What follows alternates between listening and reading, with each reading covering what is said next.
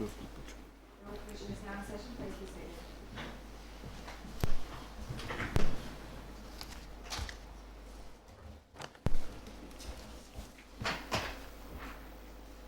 Yes, Mr. Green.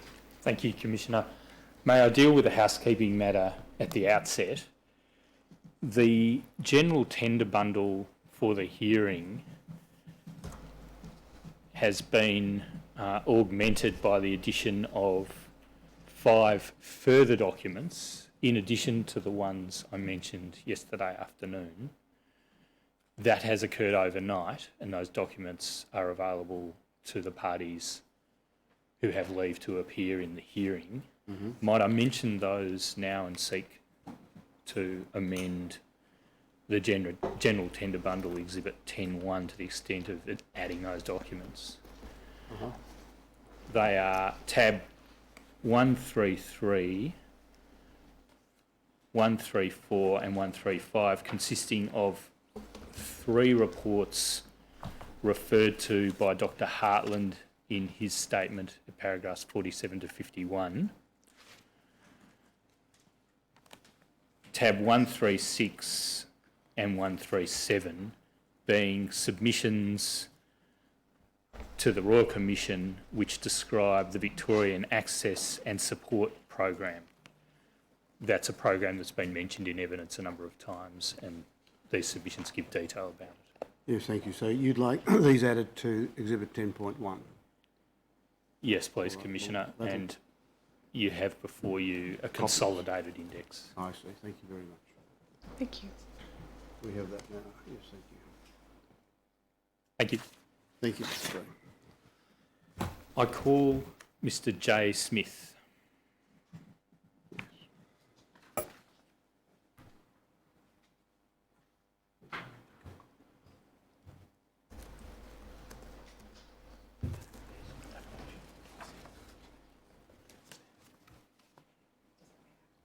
I solemnly and sincerely I solemnly and sincerely declare and affirm that the evidence I shall give will be the truth, the whole truth, and nothing but the truth. and nothing but the truth. Mr. Green. Thank you. Good morning, Mr. Smith. Is your name J. Alexander Smith? Yes. I'll ask that a copy of your new witness statement be displayed before you on the screen. WIT stop 0427 stop 0001 stop 0001. This should be, once it appears, a copy of your statement dated 4th October 2019 for the Royal Commission. Yes, it is. Thank you. That's the second statement you've made for the Royal Commission, isn't it? Yes, it is. Your first statement is dated 10 May 2019. It's already an exhibit, 4-17. That was tendered in relation to the Broome hearing, although the tender occurred in Perth. You weren't called to give oral evidence about the statement. Is that right? That's correct. But you're here to answer questions about aspects of your responsibilities in the Department of Health with respect to catering for diversity of needs. Could I ask you firstly to confirm your position and your function? Your first statement, WIT, thank you, 0128 stop 001 stop 001, at paragraph 4 identifies your position as First Assistant Secretary in the Residential and Flexible Aged Care Division of the Department, and you go on to explain that the division is responsible for residential and flexible aged care policy, operations, funding and allocation of places. And you go on to say the division also has responsibility for policy and programs for vulnerable or disadvantaged consumers, including people with dementia and people from diverse groups. You've held that position since November 2017. Is that all correct still? Yes, that's correct. And the responsibility you identify for policy and programs for vulnerable or disadvantaged consumers, etc., does that extend beyond residential and flexible aged care to, for example, home care? Yes, it does, yes. There's another witness giving evidence later today, Dr. Nicholas Hartland. He's another First Assistant Secretary in the department. He has certain other responsibilities for care in the home. Is that right? Yes. But you have an overarching responsibility in relation to responding to diverse needs. Is that right, Mr. Smith? Yes, in terms of the development of policy and providing input to other parts of the aged care group from a diversity perspective and our role in the diversity subgroup, that's correct. Thank you. I'll just ask that an organisation chart of the department be displayed. It's Exhibit 8-27, tab 154. It's RCD 9999 0168 0001.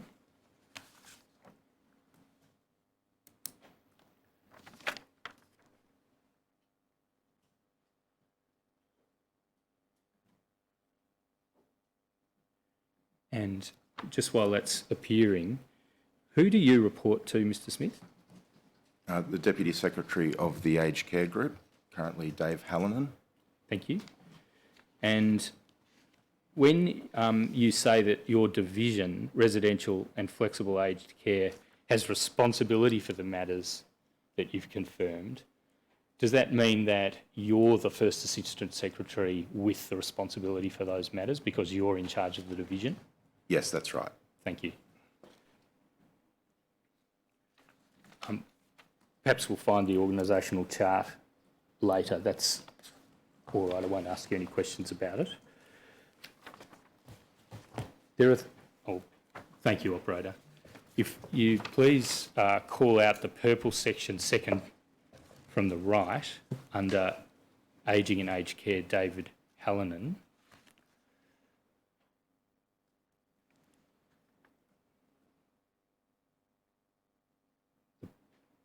Can't call that out. It's a little hard to read all of the words, but Mr. Smith is the Ageing and Aged Care Division, the purple section, second from the right on this organisational chart. Sorry, my division, were you asking about? No, the Ageing and Aged Care. Oh, the Aging and Aged Care Group, sorry. Yes, sorry. Thank you. Yes. Under David Hallinan. Yes. That's the three columns coloured purple, second from the right on this chart. Yes. And you are responsible for the middle column of those three purple columns under David Hallinan, is that right? Yes. And where is Nicholas Hartland's position? Is that at the foot of the left hand of the purple columns? I'm actually having a lot of trouble reading this, to be honest. Yeah, it's hard to read. Here we go. So that I think this is a older structure chart. We've had recent restructures which would change that. That had Dr. Hartland as a principal advisor in the aged care group, and he is now First Assistant Secretary of the in-home aged care division. Thank you. Yeah, this organisational chart was tendered in the Brisbane hearing in August, so perhaps it's been updated since then. I think that's correct, yes. Thank you. We might see if we can obtain an up-to-date one and add that to the materials. By the way, Mr. Grady, have you formally tendered the witness statement, the second one? Thank you, Commissioner. I've omitted to do that. Mr. Smith, you identified the first page of your witness statement.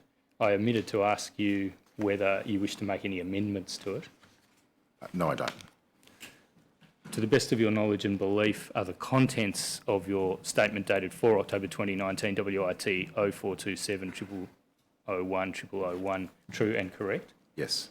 I tender the statement. Yes, thank you, Mr. Gray. So the second witness statement of Mr. Smith, namely that dated the 4th of October 2019, will be Exhibit 10-17. Thank you, Commissioner. Mr. Smith, the Commissioners and by now members of the public who've been following the Royal Commission will be familiar with some basic principles, but I'll just ask you to confirm them. There are three main modalities of aged care, putting aside for the moment flexible and transitional.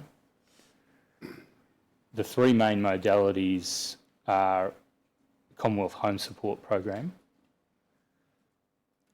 home care and residential care. Do you agree with that? Yes, I do. And Commonwealth Home Support, as a program under that name, commenced in 2015, but it was the inheritor of a number of previous programs that were run under different arrangements in the various states and territories. Is that right? Yes, that's right. And in particular, probably the principal description of the programs that were run around the various states and territories under separate arrangements was home and community care, or HAC. Is that right? Yes, that's my understanding. Okay. You weren't actually involved prior to 2017, I think you said, That's correct. in aged care, but you've acquired some indirect knowledge of the history of the aged care system in your current position, have you? Yes. Now, just very briefly, CHSP is block funded and it's not rationed by number of clients. It's provided by direct agreement to particular service providers. Yes, that's right. Home care is rationed by numbers of clients and it's assigned to those clients or aged care recipients via a national prioritisation system, correct? Yes. And residential care is rationed and it is allocated to providers via a centrally planned process, which you describe in your first statement in particular and you advert to in your second statement. Is Yes, that right? that's correct. Yep. Yes. Now, just going back over some of the background, there was a very important Productivity Commission report in 2011. Following that report, in 2013, the Parliament enacted the Living Longer, Living Better amendments, correct? Yes. And you've referred to that development in your statement, page 5, paragraph 19. And you've referred in particular to one of the requirements of those amendments being that there would be a legislated review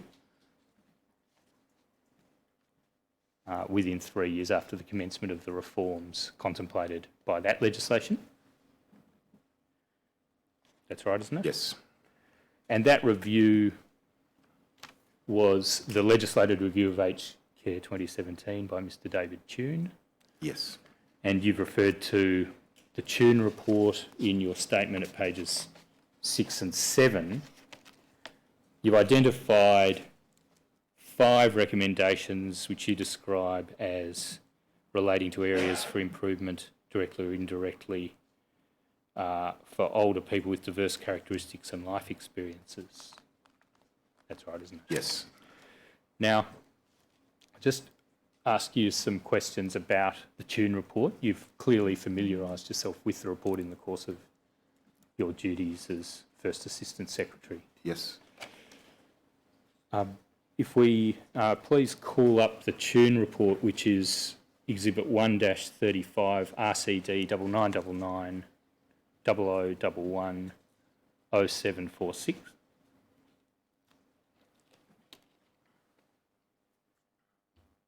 We go to page 7, please, operator. That's 0752, I should say. Thank you. Now, under the heading Moving Towards a Consumer-Driven System, one of the bullet points states that government policy needs to ensure equitable supply of services across different population groups. And it goes on, but that's one of the aspects of the overarching approach that Mr Tune adopted, I suggest. Yes. And if we just delve into that topic a little more deeply, if we go to page 0755, please, operator, at both pages 10 and then across to 11, we see under the heading Access to Services, there's an introductory passage where Mr Tune says that one of the central concerns for the design of aged care policy is that it ensures access to care for all older Australians. And he goes on to elaborate. The second bullet point refers to providers are offered an incentive to ensure that people with limited income and assets receive care. The fourth refers to aged care. I beg your pardon. I'm sorry, I'm on the wrong screen. Just asking more generally about access to services, there's two topics picked up there in particular. There's My Aged Care, the My Aged Care portal for aged care services, and there's reference to the NSAF, the National Screening and Assessment Form. Do you see that down the foot of the passage that's been called out by the operator? Yes, yes, that's in the second paragraph of what I'm looking at here. Thank you. Are those, and it's also, yes, thank you, and it's also at the end of the passage, issues were identified with the NSAF, etc. Yes, yes. Are those areas of responsibility for yourself or for Dr. Hartland? Who's best placed to give evidence about My Aged Care and the NSAF? Dr. Hartland. All right, thank you. And now I'll go to the bullet points I had in mind. If we go to the next heading, please, operator, on page 0756, that's equity of access to care, and that's where the bullet points appear. And the introductory words I read out a minute ago, one of the central concerns for the design of aged care policy is that it ensures access to care for all older Australians, and it goes on. Then Mr. Tune says there are several features of the system designed to ensure access. Second bullet point is that point about an incentive to ensure that people with limited income and assets receive care. The fourth bullet point is that aged care legislation and processes for the allocation of places recognise population groups with specific needs. Now, just pausing there, allocation of places, at the time Mr. Tune wrote his report, that by then there'd been various changes, the result of which was that the allocation of places only occurred in the residential care context, correct? That's correct. But prior to February 2017,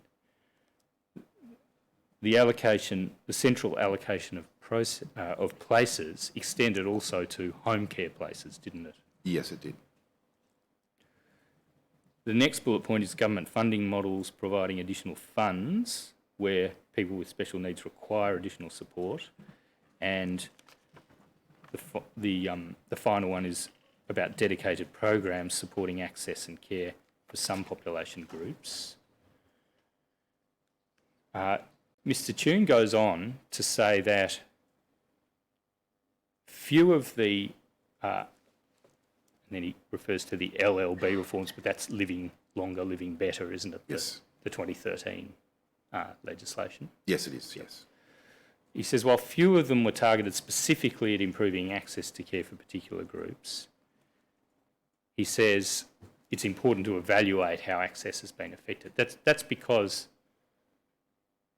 that reform in 2013 was a step on the way to a more consumer-driven, market-based mechanism for the delivery of aged care, and it was important to make sure that groups with diverse needs weren't left out in the cold. Would you agree with that? Yes, I agree with that. And that's still a very important consideration, isn't it? Yes, it is.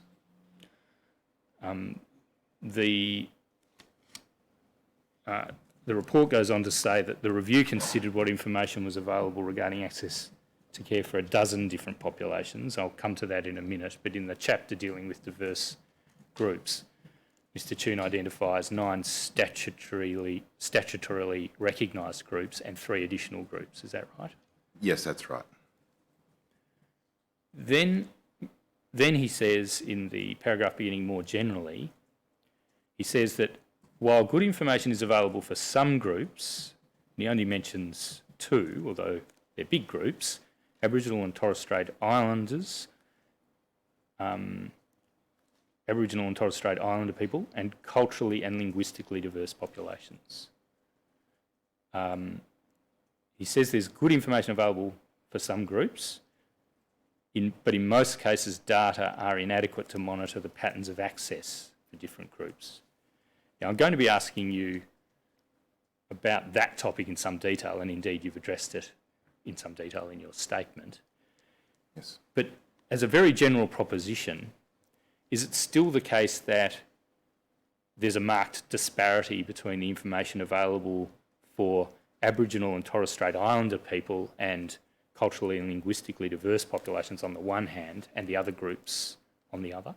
At this point in time, that is still the case. Okay.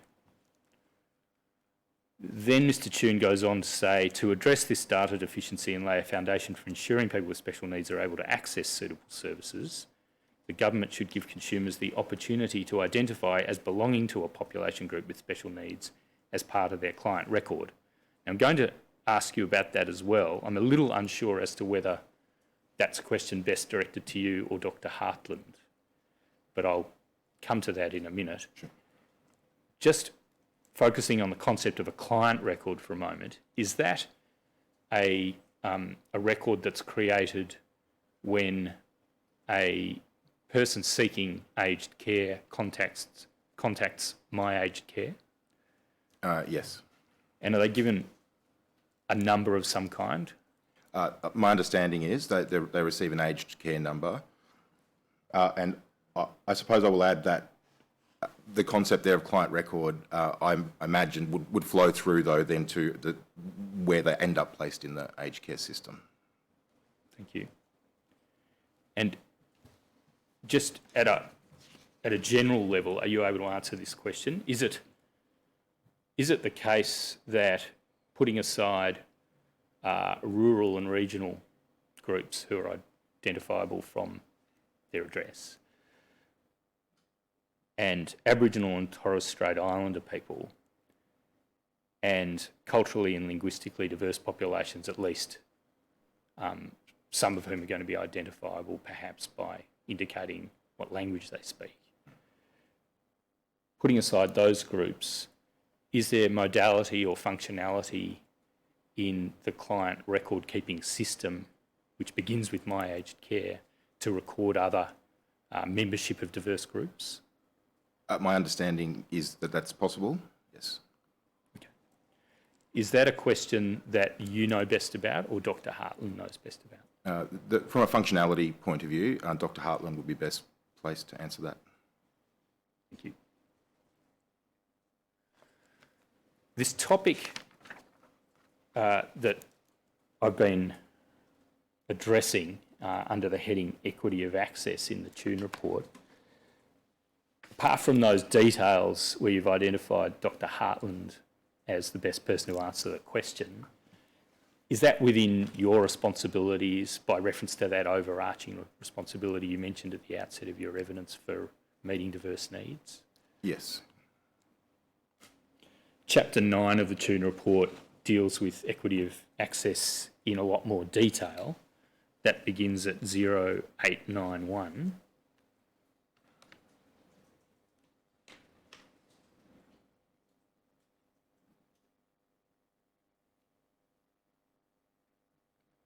And if we go, please, to 0894, we see the 9 statutory so-called special needs groups, and then the addition of the 3 other groups identified by Mr. Tune.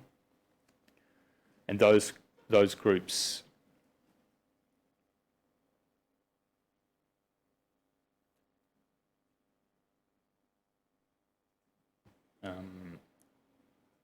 I think we probably need to go back one page. I'm sorry, Mr. Smith. If we go, yes.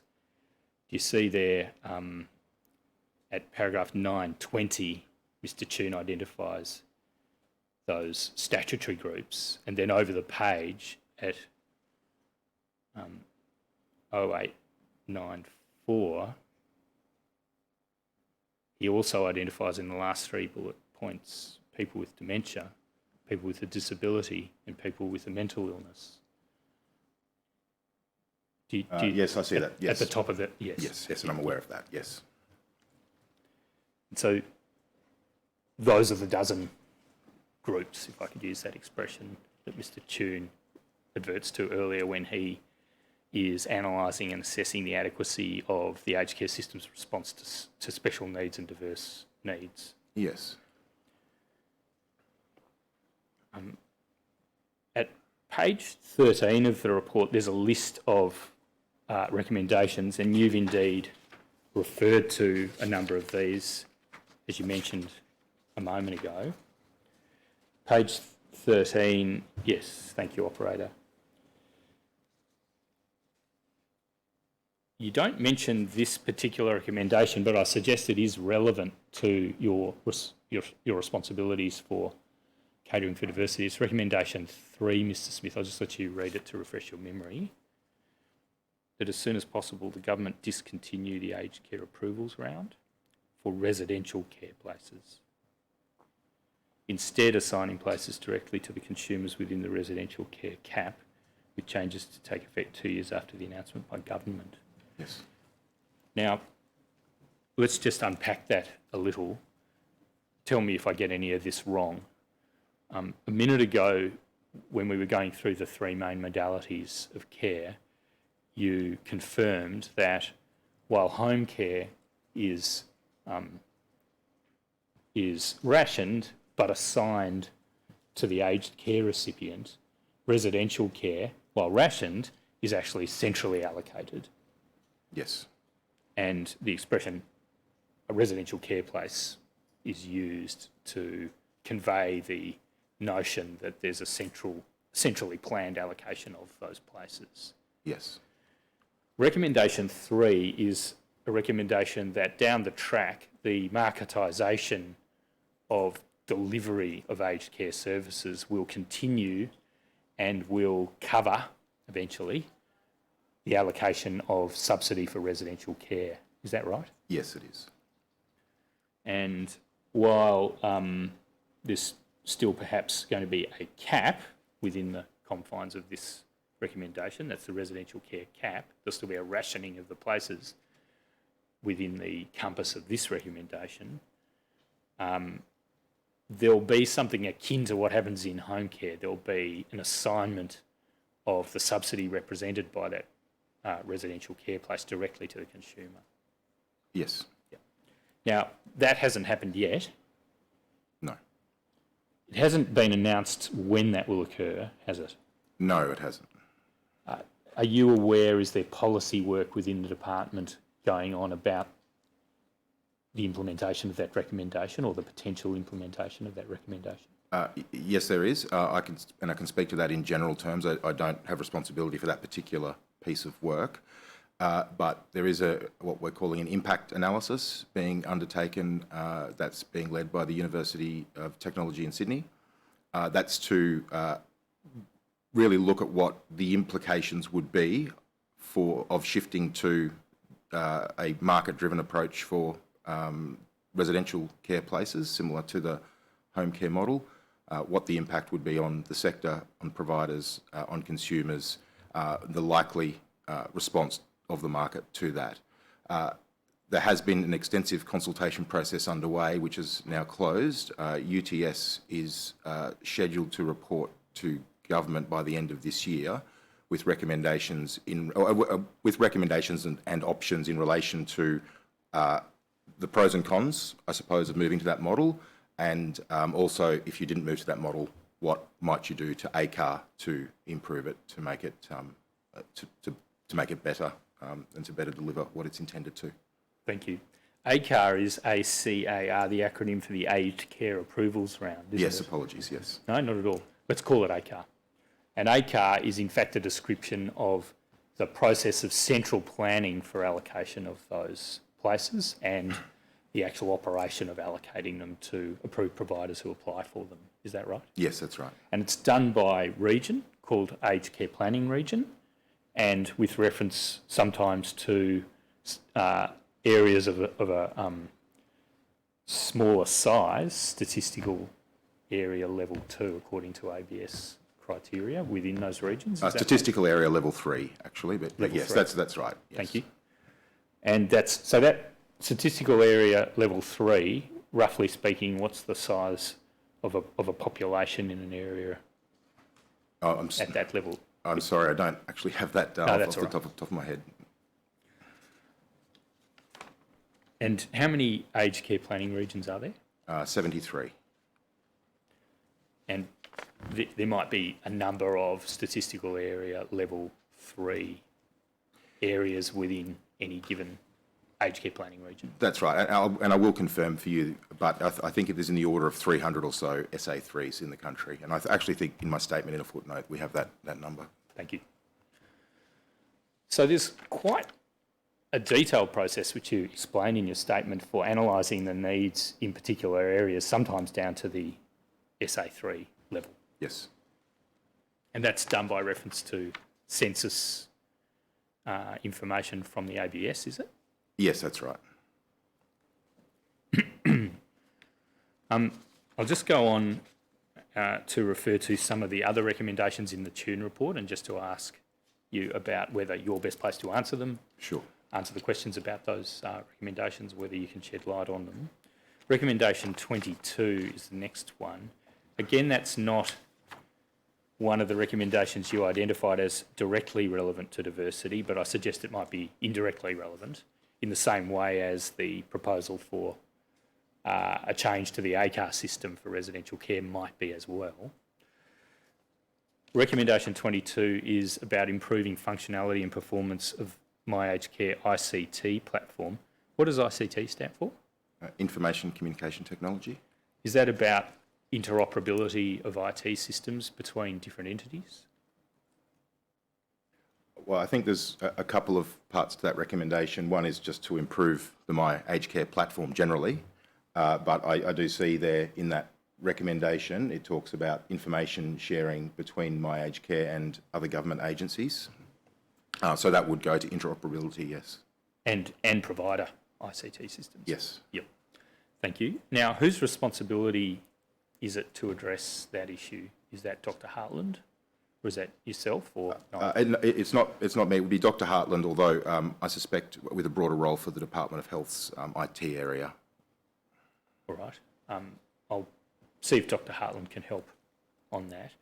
Recommendation 23 is one that you did identify as relevant to your diversity responsibilities. It's concerning the introduction of an aged care system navigator and outreach services. It's mentioned in your list, as I said. Whose responsibility is it? Sorry, I think I said a minute ago you mentioned it as one of your responsibilities. I'm not sure that you did that. You just said it's relevant to diversity. Who should I direct questions about aged care navigator and outreach services to? Yourself? That's up to me, yes. Yes, thank you.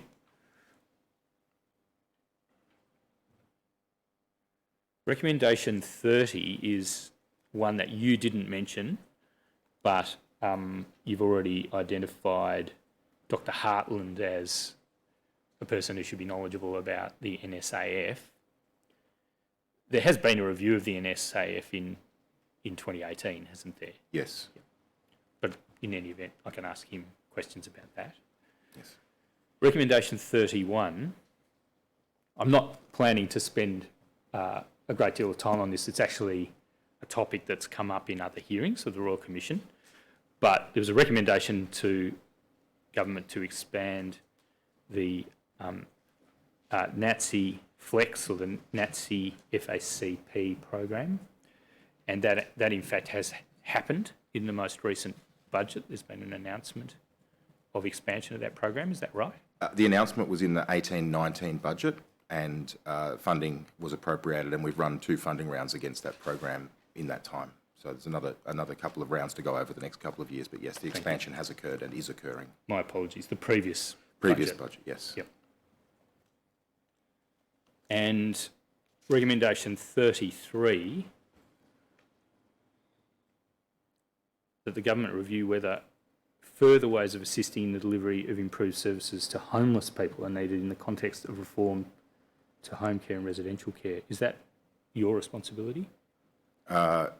Yes, yeah, this is one that does sit across the group, and it's one on which we do consult across the group. But yes, I have responsibility for homeless as well. Thank you. When you say across the group, Dr. Hartland's division could also have responsibilities. Yeah, indeed, yes. And recommendation 35, that the government give consumers the opportunity to identify as belonging to a population group with special needs as part of their client record. I asked you a high-level question about that a short time ago. Who's best placed to answer that? Is it Dr. Hartland? From a functionality perspective, in terms of what can actually happen in my aged care on entry into the system, yes. It's the policy around that is probably a broader one that does sit across the group. Is that accepted as good policy, that the government should give consumers the opportunity to identify as belonging to a population group with special needs as part of their client record? Yes, to qualify that with when and how that occurs on a person's journey into the system is important to consider. Well, it should be as early as possible and thereafter as often as possible, shouldn't it? Yes, it should be as early as possible in a way that works for that particular client, recognising when we're talking about special needs groups, some of those groups have, people in those groups have experienced significant trauma or discrimination or issues in their past, which the very first phone call to my aged care might not be the best place to engage in that conversation. Yes. So is it policy in the department that that conversation should occur face to face? I'm not sure that that's policy in the department as such. My personal view on that is that yes, that's how that should occur. Yeah. And is the setting in which that is intended to occur the assessment, whether by a regional assessment service or an aged care assessment service or team? Yes, that's how I would see it operating, yes. And is it there that the NSAF form plays an important role in prompting those questions being asked? Is that right? That would be the mechanism to do that, yes. And do you have knowledge about the extent of the training of members of the RAS teams and the ACAS and ACAT teams to ask those questions in both a culturally safe way and in a trauma-informed manner? At a general level, I understand, so my knowledge is at a general level. I understand that there is training that does go specifically to the special needs groups, but also to the question of dealing sensitively with people irrespective of their background or life experiences in terms of identifying particular vulnerabilities that might determine a particular pathway for them through aged care. So using different words, but are you saying that there is training on asking those questions in a culturally safe way and in a trauma-informed way? That's my understanding, yes. Right. And who's best placed to answer that question? Dr. Hartland on the detail, yes. Dr. Hartland. Thank you.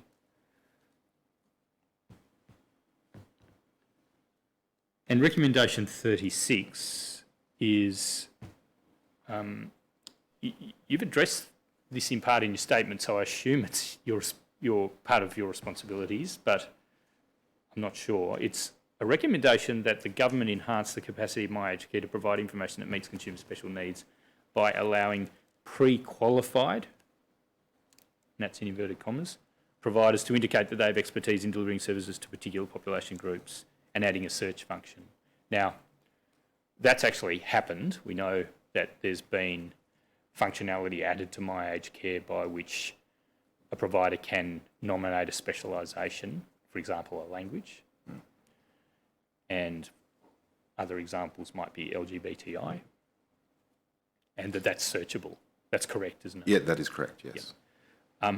What about the aspect of pre-qualification before a provider is allowed to do that? I think you say in your statement that hasn't been addressed. Is that right? That's correct. It hasn't been addressed. It hasn't been addressed. I mean, you've addressed it in your statement, so I suppose I'll be addressing questions to you on that topic. Is that better addressed to you than Dr. Hartland? Yes, except to the extent that he has the broader responsibility for, again, the functionality within my aged care that would make that possible. All right, but you're responsible for the policy as to whether it should happen. Yes. And what is policy within the department on whether there should be pre-qualification? That is some form of verifiable precondition met before a provider should be allowed to represent that they have specialisation. The department agrees that we need to do a lot more to be able to quality assure the information that is on my aged care in terms of providers indicating that they're able to service particular special needs groups. What the nature of that pre-qualification would be is something that we haven't yet resolved, whether it's a formal accreditation or a way in which providers can provide additional information on my aged care that could point to the particular resources they have in their organisation. So, in principle, absolutely, it's the quality assurance of that information is very important to the department, and it is set out in a piece of work that the department's doing with the diversity subgroup of the Aged Care Sector Committee to specifically look at what could be done there. But at the moment, this is, I suggest, contrary to the gist of Recommendation 36. At the moment, the department has enabled the functionality on my aged care of a claim to be made that a provider is a specialist without the important qualification that Mr. Tune had in paragraph A of Recommendation 36 that only pre-qualified providers be able to make that representation. Do you agree with me? Yes, I agree that hasn't happened. Yes, and that's really contrary to Recommendation 36. I'm not sure that I'd say it is contrary. I think that we are stepping along a path of giving consumers better information. I absolutely accept that quality assurance of that information is critical, and that we haven't done that yet. All right. Are you going to do it? Yes. Good, thank you. When? So the department is working with the diversity subgroup on this issue about what the options would be. The first step there was to put some guidelines up in relation to some of the specialisation categories there, and those guidelines are in place. They're being monitored, but it is the view of the diversity subgroup that we need to do more around some specific links to demonstration of a capacity to deliver services to those groups. That work is underway with the diversity subgroup. It's a feature of each meeting as we go through with that group. So I can't put a specific time frame on it, but it is a priority piece of work rather. Are you involved in those interactions with the diversity subgroup of the Aged Care Sector Committee? Not usually directly. One of my branch heads attends those meetings. All right. Does the branch head do it under your direction and supervision? That is, do that process of consulting with the subgroup under your direction and supervision? Yes, that's correct. All right. Now, I don't know whether you've had a chance to read transcript from earlier evidence in this hearing, but on Monday, 3 members of the diversity subgroup gave evidence, including about the development of action plans in 2018, and this was not specifically on the topic of developing verification processes for claims of specialisation, but it was on the action plans the 3 action plans that exist for specific special needs groups. And in the course of that evidence, the members of the subgroup who were present in the Royal Commission gave evidence to the effect that the sector represented by the 3 peak organisations had been resistant to mandatory requirements being included in the action plans? Yes, that's correct. Yep. Would you expect a similar reaction if there's industry consultation about any suggestion that there be mandatory requirements around verification of claims of specialisation?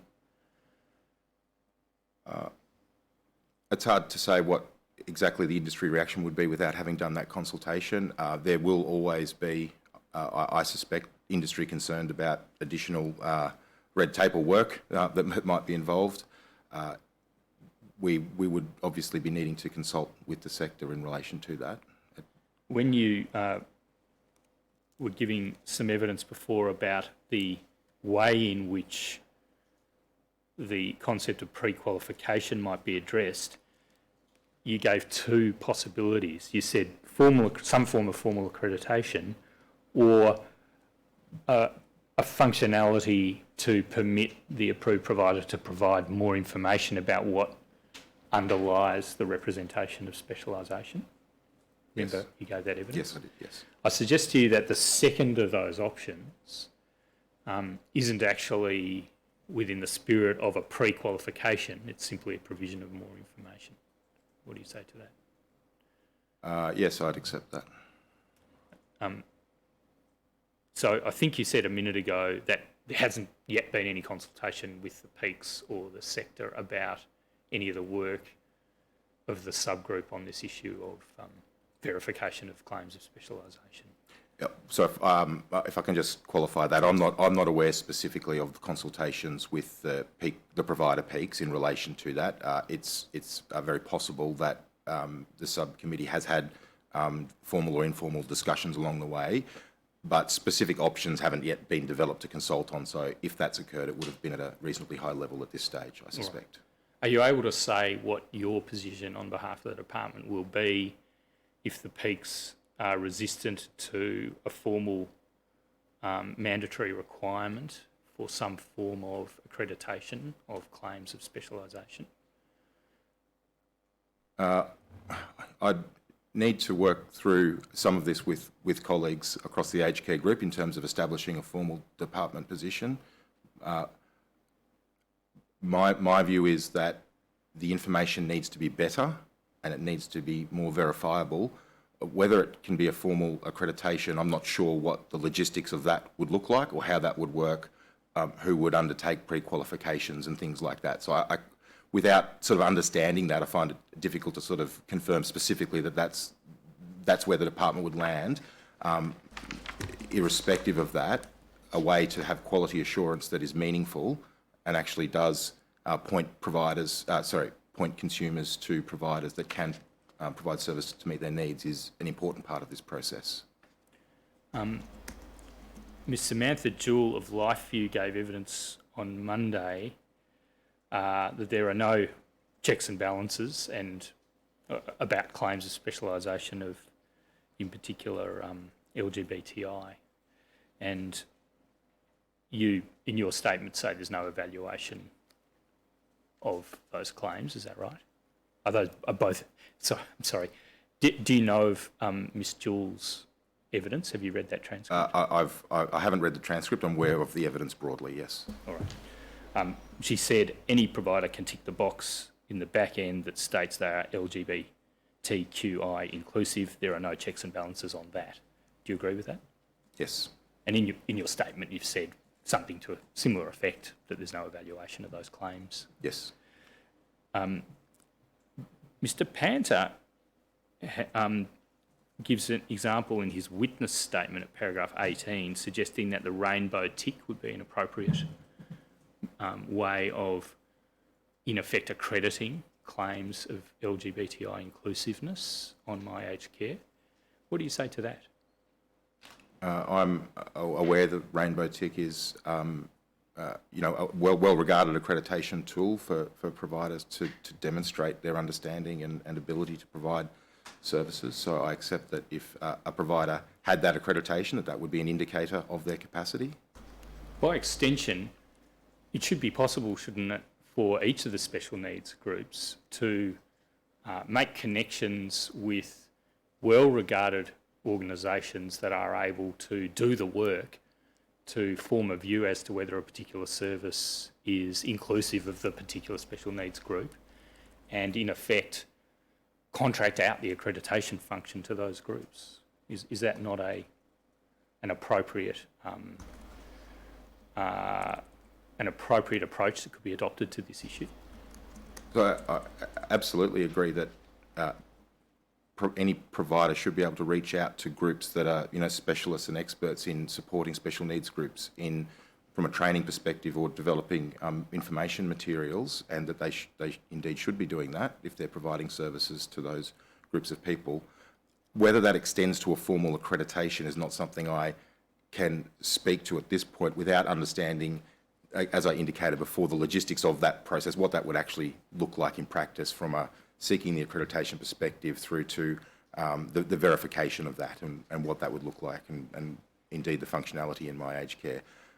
I do accept that it's an issue that does need to be seriously looked at. And urgently, doesn't it? Because at the moment, the claims are just out there on my aged care without the important condition that was contemplated by Mr. Tune. Yes, I agree it needs to happen quickly. Now, I just want to ask you about the three modalities of care and some specific questions about catering for diversity under each of those modalities. So we'll start with CHSP, which is the entry-level modality for care in situ, in the home and in the community, correct? Yes. And you deal with a question the Royal Commission raised by notice around the analysis of needs for people receiving services from CHSP providers. At page 19 of your statement through to page 21 of your statement, so that's paragraphs 70 to 72.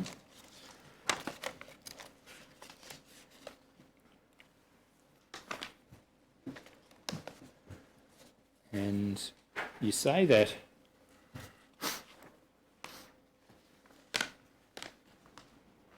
passage begins right at the foot of, yes, thank you, operator, right at the foot of page 19.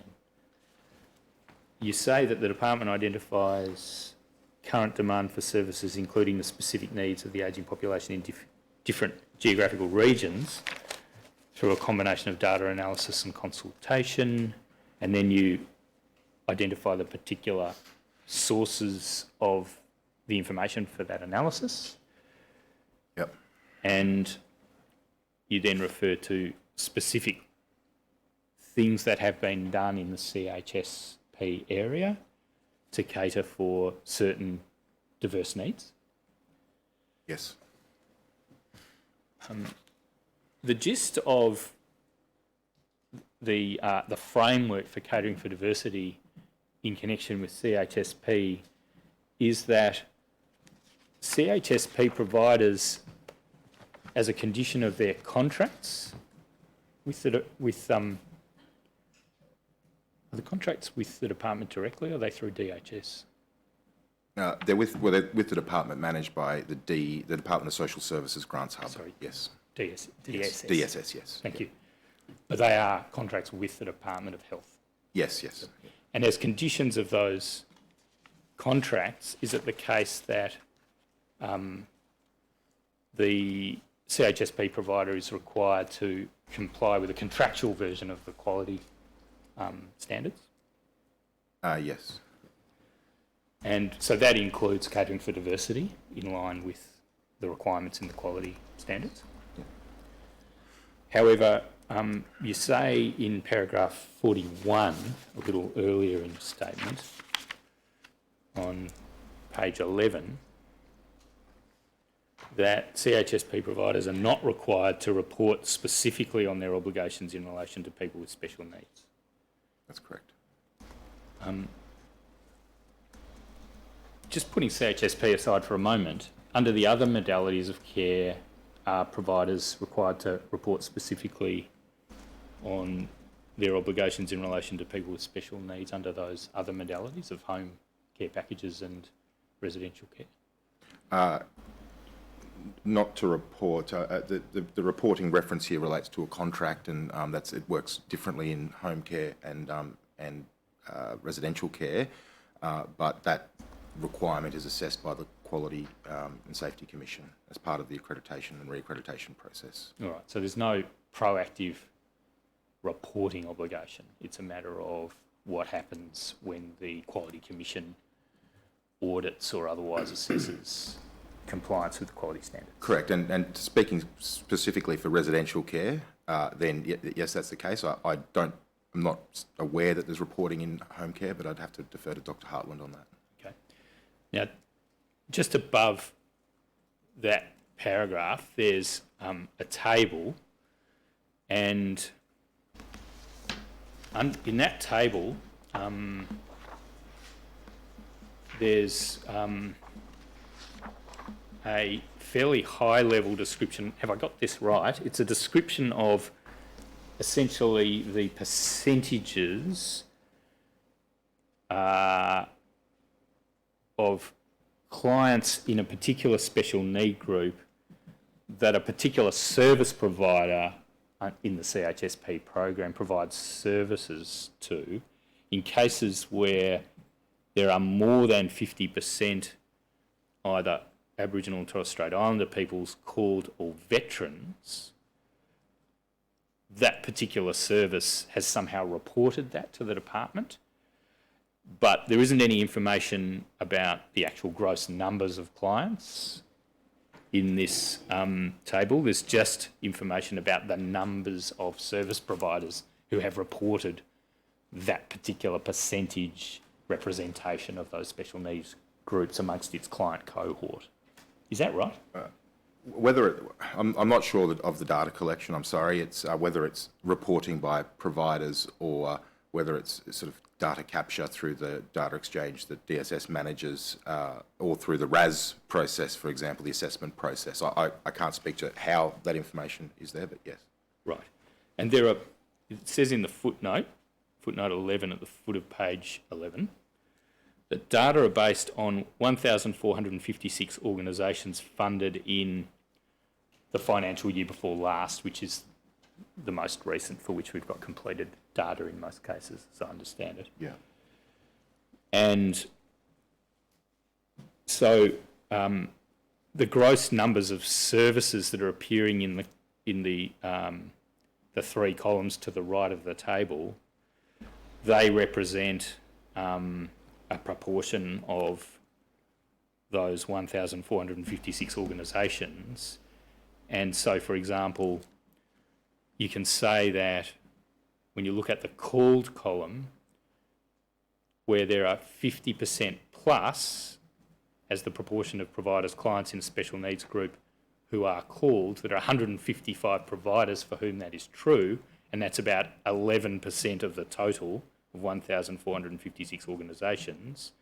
And so that's why you've said in paragraph 39 of your statement, for example, 11% of CHSP providers report that the majority of their clients are Aboriginal and Torres Strait Islander people. I beg your pardon, I got the 11% wrong. I'll start that again. The column is setting out a number of providers, and there's just been a raw comparison of that number compared with the total 1,456 organisations, and you've, in paragraph 39, done a percentage exercise comparing number of service providers with the total number of service providers appearing in the column with the total number of service providers, 1,456 organisations. Is that how you've derived those percentages? Yes, that's Thank right. you. Yes. Now, I suggest to you that if that's the case, the table isn't really telling us anything useful about the actual numbers of clients. Do you agree with that? Yes. Can I just clarify something from a statement I made earlier? Yes, of course. When I just said I wasn't sure how that data was extracted. When you brought up the footnote, I see that it is data reported by providers to the data exchange. So just to clarify that. Thank you. So if we don't know anything about the actual numbers of the clients, doesn't it follow that the department is not in a position to evaluate the effectiveness of the CHSP program in meeting the true demand for CHSP services amongst diverse special needs groups? Yeah, that is a gap, and if I could qualify again that Dr. Hartland has carriage of this program, so I want to be careful in terms of the level of detail I'm qualified to provide in relation to this. Oh, okay. But the reports that come back from providers to DSS report on their outputs in their aged care planning regions, and they're not broken down by, as in sort of number of hours to clients. It's not broken down by particular special needs groups. But putting to one side the questions of detail, as a matter of policy, the government requires an obligation of some provider, but doesn't seem to monitor whether the obligation that it has required has been met. How, as a matter of policy, is that defensible? Commissioner, I'd say it's not defensible. There is work that is underway. The Commonwealth Home Support Program has been extended to 2022. The next round of contracts are due to be executed by the middle of 2020 next year. A project has been running for the last month or so to map the various obligations providers have in their agreements and the obligations that are set out in the CHSP manual, to identify where additional reporting would be required to gather more information. So I accept your proposition, and it is something that is being worked on. Yes, Mr. Graham. Thank you.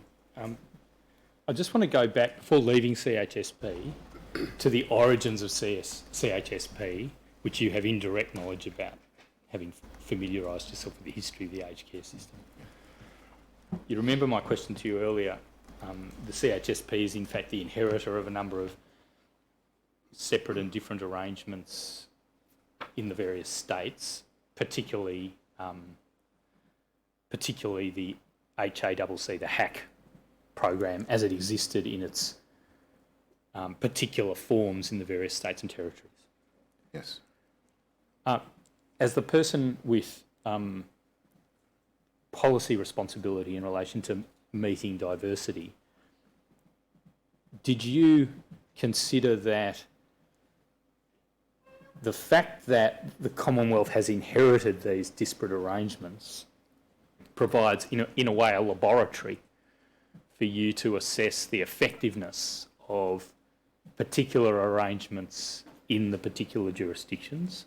Because there are quite material differences in the way CHSP, previously HACC, is delivered in the various states. Did you consider that in taking over your responsibilities for policy design to meet diverse needs?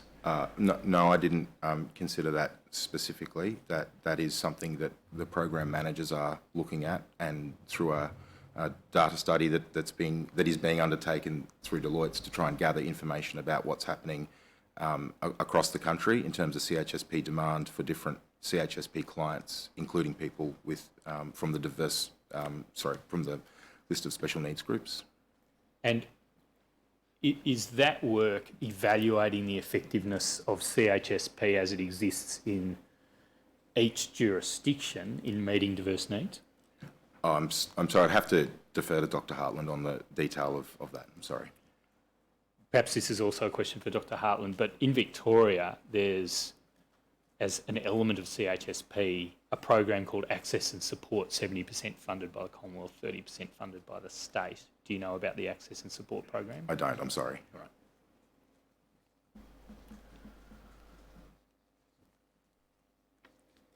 right. The next modality is home care. Now, before the legislative review in 2017 by Mr. Tune, before that was completed, a reform already occurred to the mechanism for assignment or allocation of subsidy in the home care program, and as you confirmed a little earlier in your evidence, the nomenclature changed from place to package. that change occurred in February 2017, and as you confirmed a little earlier, it's as from that time, it's no longer a centrally planned allocation. It's an assignment to the care recipient, and the care recipient receives the benefit of the package by nominating a particular home care provider, and the funds represented by the package are remitted to that provider on behalf of the recipient, and in effect kept in a monthly statement, kept track of in a monthly statement between the provider and the care recipient. Is that right? Yes, that's right. Now, that was a very major change in February 2017. Before that, the most recent allocation round, or ACAR round, was for 2015-16. Is that right? I believe that's right, yes. We've got available in the tender bundle the essential guide to that ACAR round. It's at tab 59. I'll ask the operator to bring that up.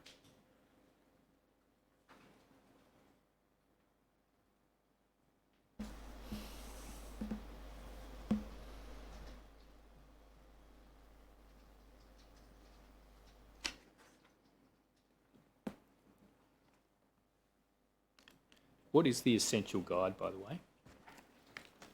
The essential guide is the material that is provided to providers to assist them in filling out their ACAR applications. It describes the way in which the assessment will occur and any particular features of that particular ACAR process, such as prioritisation, that might be in place.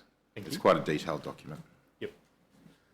And you've given evidence, particularly in your first statement, about that and about how it's processed in practice through various assessment steps leading to a decision under delegation by yourself about the allocation of the places by the Secretary. Yes, that's right. Yep. Now, I might just need some technical assistance. I might have given the operator the wrong tab number.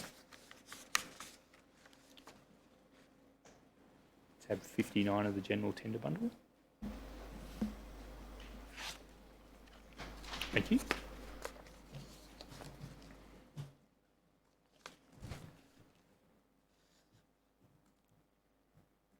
CTH 0001 1001 3840.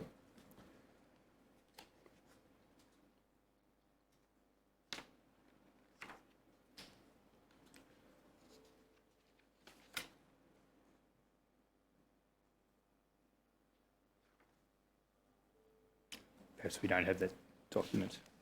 I'll come back to that if I need to. In a nutshell, thank you. I'll just ask you to go, operator, to 3914.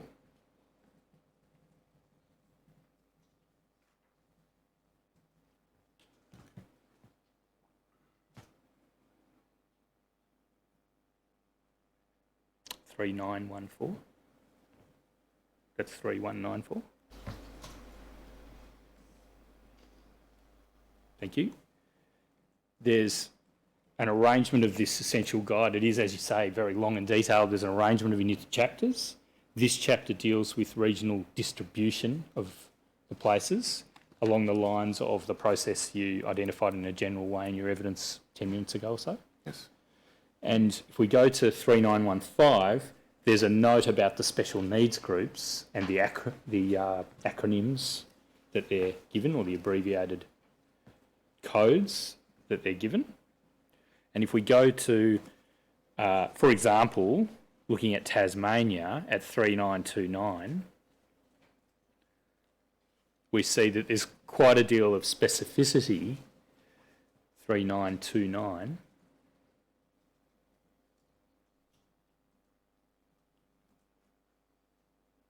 Thank you.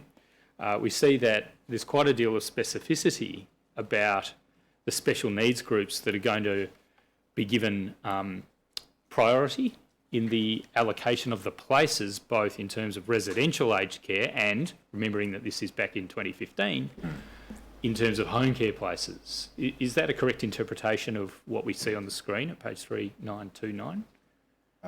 So if you can just bear with me for Sure. a moment, because I haven't seen this before. Sure. Let's take Tasmania home care places, northwestern region. So that's the top row of the bottom table on that page. Yeah. It seems to be saying that there's going to be 57 home care places allocated in that region. Yep. And they're going to be distributed along the lines of the preceding columns, level 2, 3 and 4. There's a distribution of different Yes. numbers. Yes. And that special needs groups for level 2 and 4 are going to be rural and regional and financially and socially disadvantaged. And for level 3 are going to be rural and regional, financially and socially disadvantaged, and LGBTI, for example. Sometimes you get even more detail.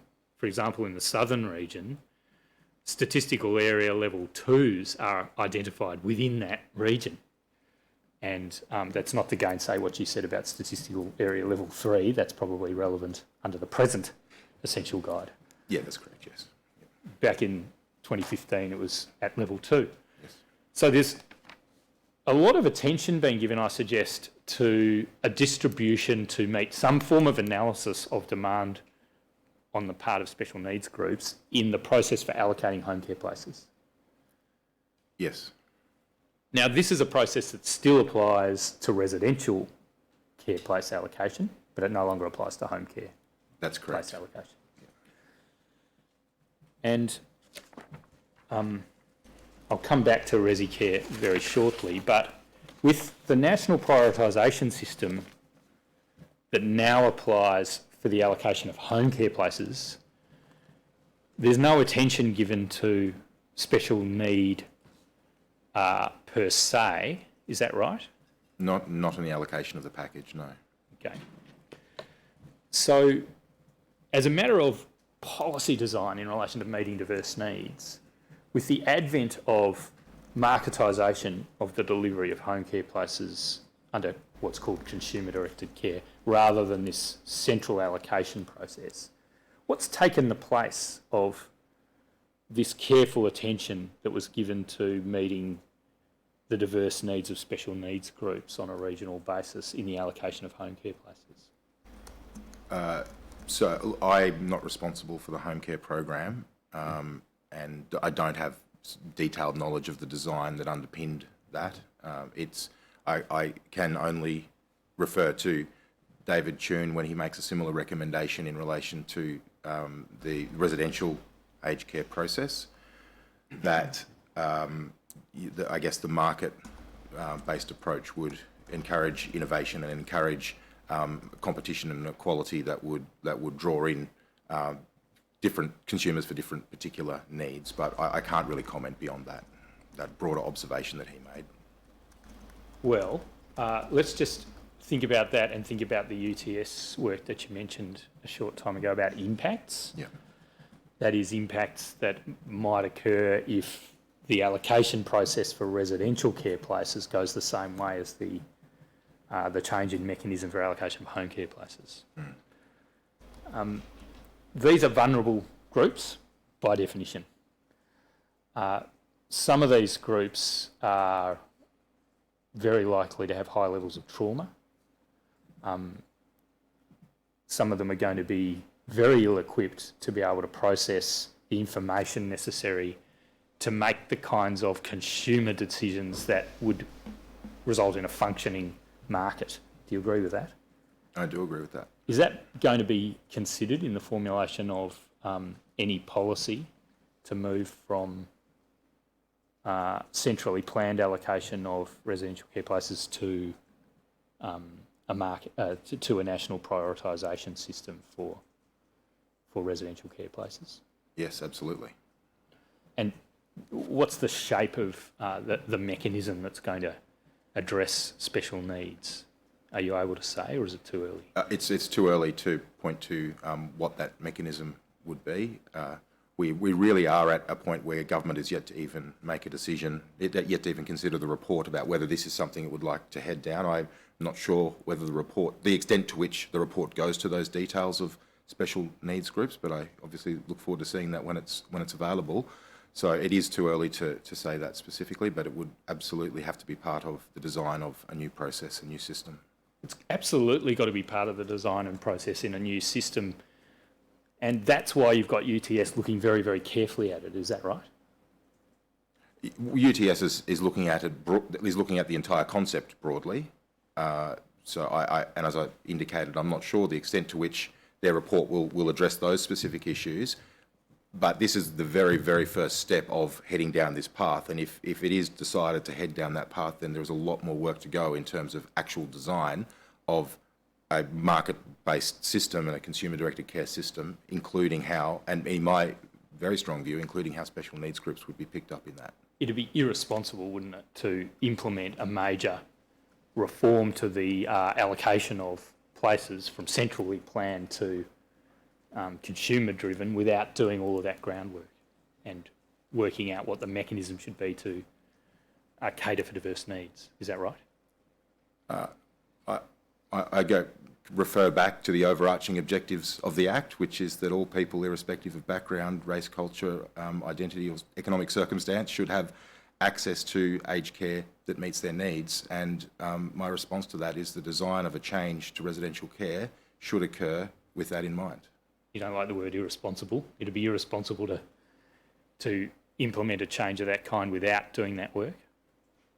I don't characterise it as irresponsible. I'm saying that it's incumbent on me as the person responsible for residential care to have reference back to the overarching objectives of the Act, which is about protecting those people who need protection, the design of a system for the allocation of places for residential care where, as you pointed out, people are at their most vulnerable, must take account of that. Okay. Well, and have you got some idea about how that might be done? I'm sorry, Commissioner? Have you got some idea about how that might be done? I think there's a lot of work to do, and I'm now just giving an opinion as to the sorts of things we would look at. That's it. The approved provider process may be a way in which you would seek to address that. That's the process by which providers apply to be able to deliver government subsidised aged care services. There may be a role in that process in terms of the approval having particular requirements or linkages to special needs groups in the absence of the ACAR being able to do that. That's very top of mind and one of, I imagine, many things we would need to be looking at. Thank you. Mr. Smith, you were asked a question in the notice that was issued to you about whether the ACARs were effective in meeting special needs. I'm paraphrasing, but you recall that? I do. And I'll direct you to your second statement at paragraph 61 to 64, where you refer to that matter, and you also, in that passage, refer to your previous statement. Perhaps I should say 61 to 63. 61 to 63. And the question that was posed was, beg your pardon, if we go to page 21, a little further on, the question that was posed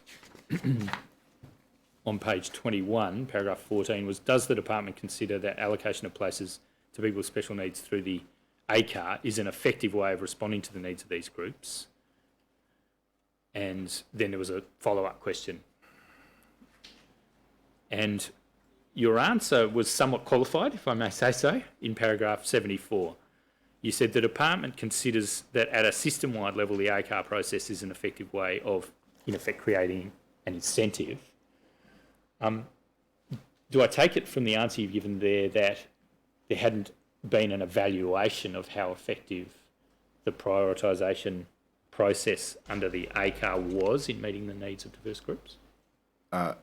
So if I can respond to that in a Yes. couple of ways. I guess just back with reference to the question that I was asked there, is it an effective way of responding to the needs of these groups? I guess the point being it's one part of the way in which that occurs. Yes. So it's not the only way in which that occurs. But yes, the case is it's difficult to monitor. We haven't been able to effectively monitor the way in which the allocation of a place or places for people with special needs converts to the actual use by those special needs, primarily due to data deficiency.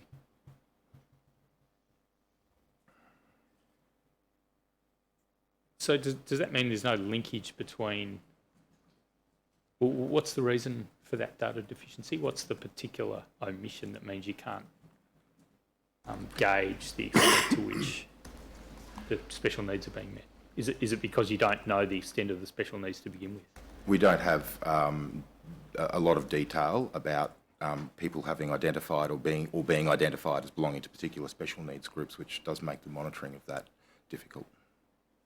Might I ask, in the past, given some of the earlier evidence, did you monitor these arrangements then before the more strongly market-focused orientation? Do you know, Mr. Smith?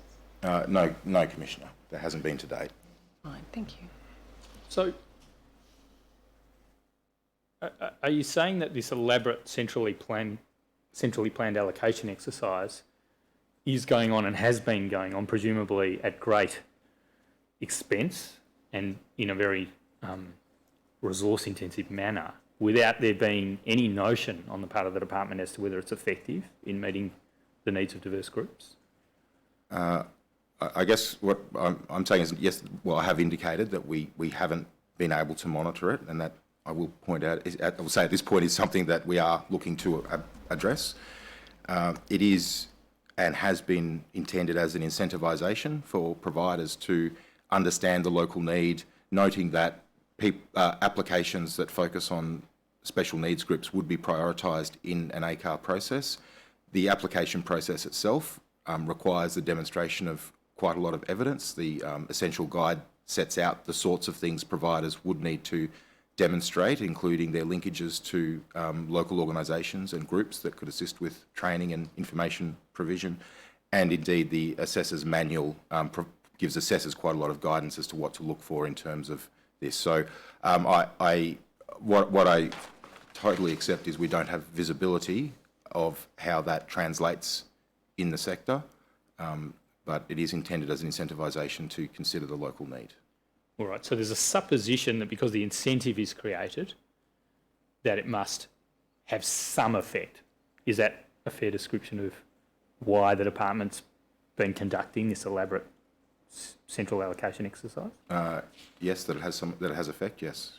All right, so there's a supposition that an incentive creates a beneficial effect.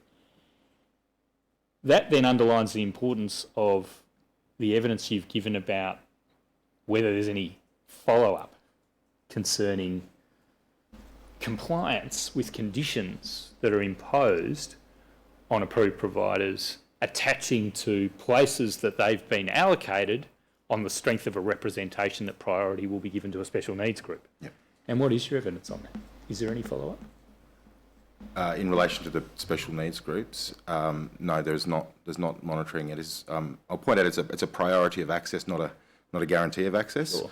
But that could still be compliance with giving priority could still be monitored, couldn't it? I agree it should be monitored. It hasn't been. The mechanisms haven't been developed to do that. It is a priority for consideration of the next ACAR, whenever that is, to take that into account and have a look at the way in which conditions of allocation are applied and the mechanisms that might exist to allow for better monitoring and compliance in relation to those. Well, I mean, this is, with respect, a little extraordinary, isn't it? The supposition must be that there's a carrot offered, an incentive offered to approved providers to focus on special needs groups, the quid pro quo for which will be they get allocated more weight in the allocation of ACAR places, if they promise to give priority to a particular special needs group in a particular region in return for getting those places in that region, correct? Yeah. And yet there's been no follow-up at all, ever, in terms of monitoring whether the approved providers have actually been following through with that promise. Is that right? No sort of systemic follow-up. That's correct. I'm advised anecdotally that from time to time, state officers who have relationships the Health Grants Network in the department that does have relationships on the ground may be advised of concerns, and we'll have discussions with providers. But there's no systemic follow-up has ever occurred. I agree with that. Well, you've come on board in November 2017, and I'm sure your agenda's been a very full one, but have you given this omission priority since that time in the exercise of your functions as First Assistant Secretary? I have and am. The last ACAR that was held, the 1819 ACAR, was well in planning when I started in the role, and it was resolved announced in March this year, March 2019. I was shortly thereafter also presented with a series of questions from the Commission about the way in which the ACAR process operates, and gave me an opportunity to really look in detail at the way in which, having just been through an ACAR process and signing off the results of that, and then sort of doing a forensic on the way the process works from start to finish, and have absolutely identified that as an issue. And I have asked my team, who is in the process of preparing the next lot of advice to government about the next ACAR, to look at the way in which conditions of allocation are applied. Well, there's a lot of looking at and advice in what you've just said with respect.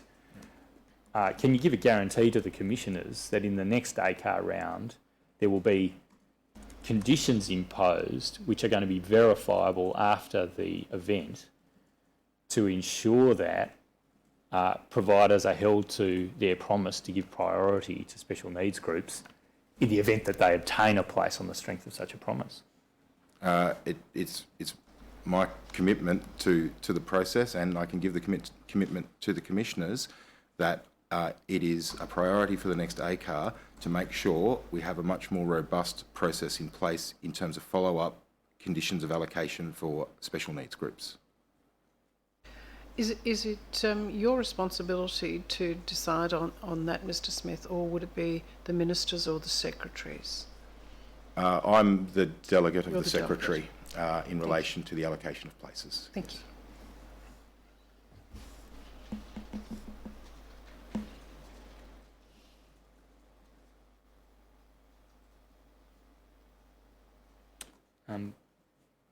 Now, there have been gaps in data identified in your evidence, Mr. Smith. This is not actually a new topic, is it? It goes back some time. Probably predates the Tune report, but it certainly got a lot of attention in the Tune report as well, didn't it? Yes. The Tune report contains quite a lot of narrative on the need for a mechanism to maintain visibility of how care is being provided to what Mr. Tune called the different population groups, the vulnerable groups or the special needs groups.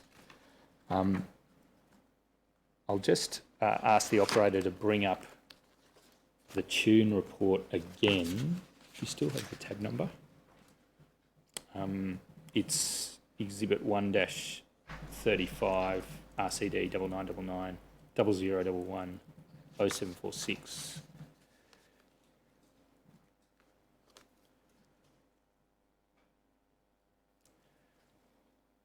This is a passage I'm going to take you to that's again in the Chapter 9, the Equity of Access for Diverse Groups chapter.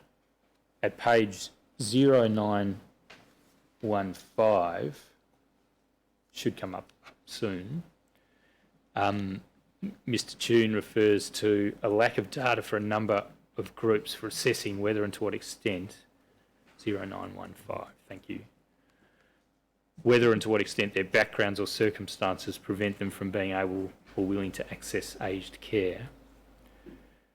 He said back when he was doing this review 2 years ago, in many cases it's therefore been difficult to assess to what extent the LLB reforms, Living Longer, Living Better reforms, have impacted access to aged care. And he made a specific recommendation, didn't he, that consumers should be given the opportunity at the point of assessment to indicate that they belong to a population with particular needs. Yes. You were asked, that was recommendation 35, you were asked about that question at question 49 of the notice issued to you, which you've extracted in your statement, conveniently, at page 60, 0060. And I'm just going to suggest to you that you didn't really answer that question. Feel free to correct me if you can, but what you did in response to that question, which was a question about progress in effect, implementing that recommendation 35, giving consumers the opportunity to identify as belonging to a population group as part of their client record. You said the government supported recommendation 35. This is at the foot of page 60. Yeah. You said it went into that same budget package that you mentioned a little while ago in your evidence, Yeah. 2018-19. Yes. And you said there's provision or allocation in that package for improvement of my aged care, and you referred to your response to questions 19 and 20. Now, your response to questions 19 and 20 are at pages 61. No, that's not right. Sorry. 24 to 28. And you don't say anything specific in those answers on pages 20, in that passage from 24 to 28 about... I'm sorry, are we at paragraph references here or? Oh, sorry. Yeah, well, page references? page 19. Sorry.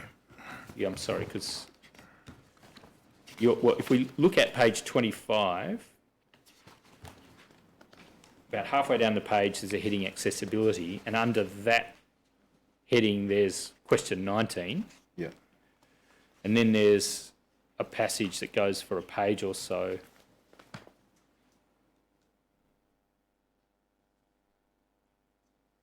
It identifies a number of resources, tools and initiatives, but it doesn't identify anything allowing a client to record membership of a particular vulnerable group.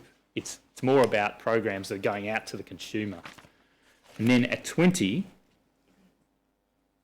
that's on page 27. At question 20, there's a question about how is the information on the My Aged Care website compiled? And there's that question about does the department assess the veracity of the information? Yes. Of course, we've just addressed that earlier in your evidence. I won't go back to that. But my point here is that there's then a passage responding to that question which doesn't identify any actions for consumers to be able to record as part of their client record membership of a particular vulnerable group with which they identify. It's again rather about information that's on My Aged Care going out to be available to consumers. So you haven't answered the question with respect about what's the extent of progress in this recommendation, in implementing this recommendation. Yeah. Has there been any? And I apologise for not answering the question. If that's the view, my understanding is, and I will, Dr. Hartland will be able to fill in some more detail here as well. There are a number of special needs groups that are able to identify on My Aged Care, either specifically or because of other things about them, like where they live. We know rural and remote. And we also have information around financial disadvantage through means testing. So there are a range of those special needs groups that can identify on the way in, and then through the National Screening and Assessment Form, there are specific questions which go to those same special needs groups as well as the other special needs groups to identify particular vulnerabilities that might point them into particular linking services or particular care. Now that data is captured in My Aged Care, and we are running a project at the moment to extract that data and make it available in the data warehouse for deeper analysis. I am not sure the extent to which that would qualify as a self-identification for those other groups, and accept that I think there's probably more work that needs to be done in terms of addressing those other groups who are not identified on the way in through My Aged Care for that to occur. The data project we're running at the moment will be able to tell us a lot more about where our data gaps are, and we'll be able to extract some really rich information from the screening and assessment form and have it available in the warehouse. Okay, thank you. On page 19 of your statement, at paragraph 69,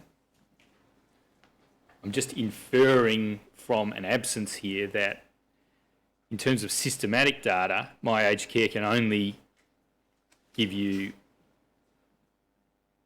at least reliable data on 2 of the special needs groups. Is that a fair inference? I'm sorry, I'll have to defer to Dr. Hartland on that. I'm just not sure.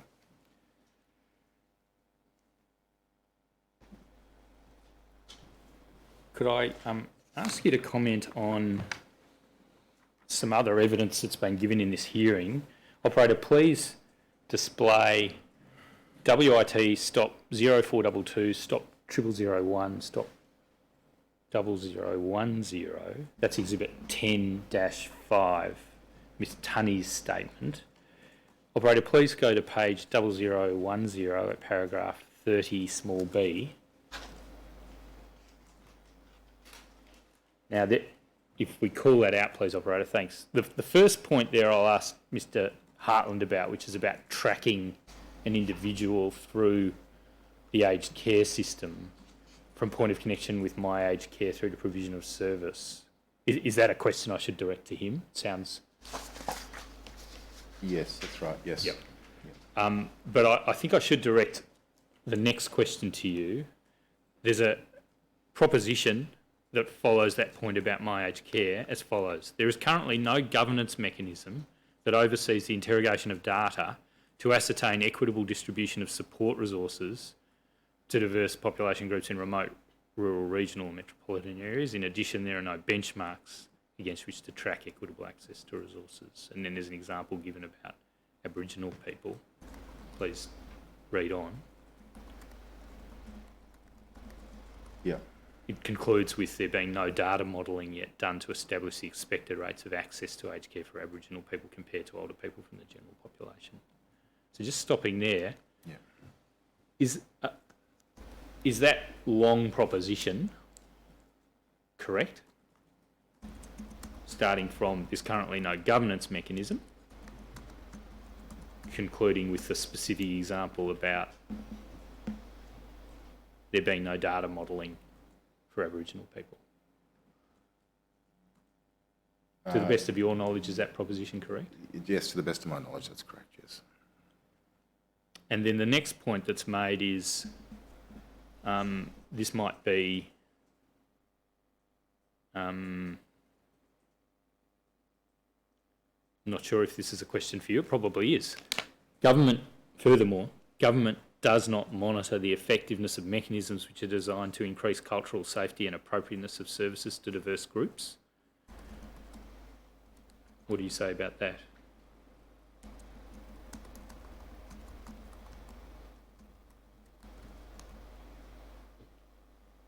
I'm not sure what mechanisms Ms Tunney's referring to there. It seems to be talking about regional assessment services and potentially ACATs in relation to linking services that might be provided to connect Dr. Hartland. people. Yes, yeah. If That's that's what that's getting to. I'm sorry, Yeah. I'm just. No, I haven't read that. I in asked you detail that before. question earlier and you said I should direct it to Dr. Hartland, so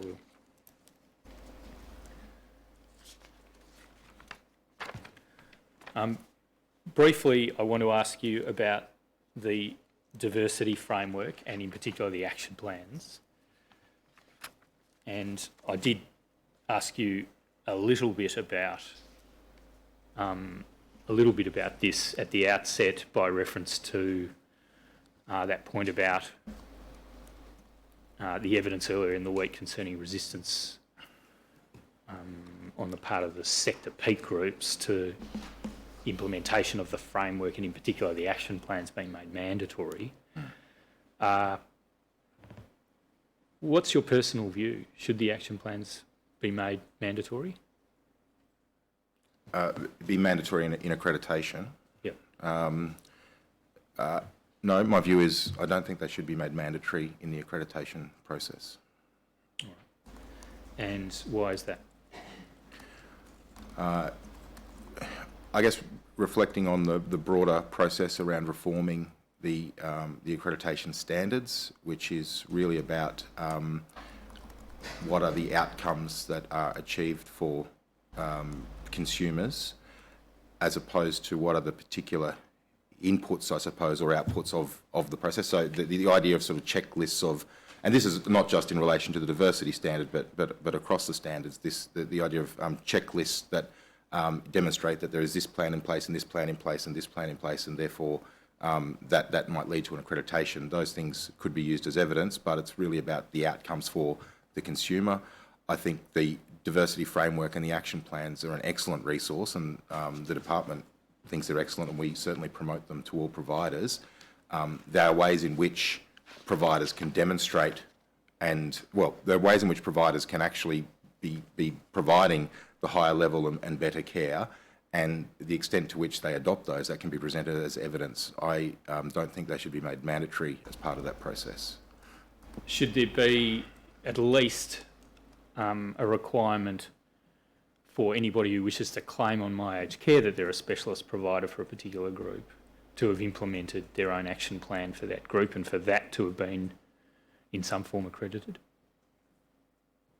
I can only refer back to my earlier answers in relation to this. I'm not sure if a provider is able to demonstrate that they can deliver the appropriate services to a consumer and are delivering those services to a consumer, whether or not they've sort of filled out, completed a particular element of the action plan, I don't think is what is relevant. It's the way in which they are able to do that and what the actual outcome is for the consumer. Except they're a great tool, and I think that providers, could use them to achieve that. Well, let's think about that, because it could become increasingly important. It's already important what claims are made on My Aged Care about specialisation, because that could lead to a consumer relying on that information in making a decision to go to a particular facility, correct? Yes. And it might become even more important in the future under any form of consumer-directed care for residential care. Agreed? Yes.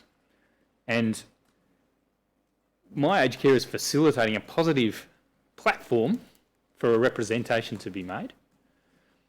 You're suggesting that it's sufficient that when accreditation audits occur, which might only be every 3 years or so, that can be checked in effect after the representation's been up on the website for an extended period. The problem with that, I suggest, is that consumers may well have relied on that representation for potentially many years, as long as 3 years, before any validation of the claim occurs. And once somebody's moved to a facility, it's unrealistic to expect that they're going to move out again. It'd be very disruptive for that to happen.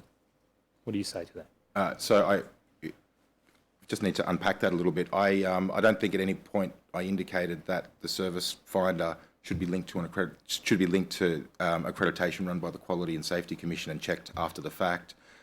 In fact, I'm of a very strong view that quality assurance around the information provided on My Aged Care about what services, particular specialised services a provider will provide is critical, and I agree completely that people will be relying on that information to make decisions about which aged care facilities to make contact with and have discussions with about, you know, going into care.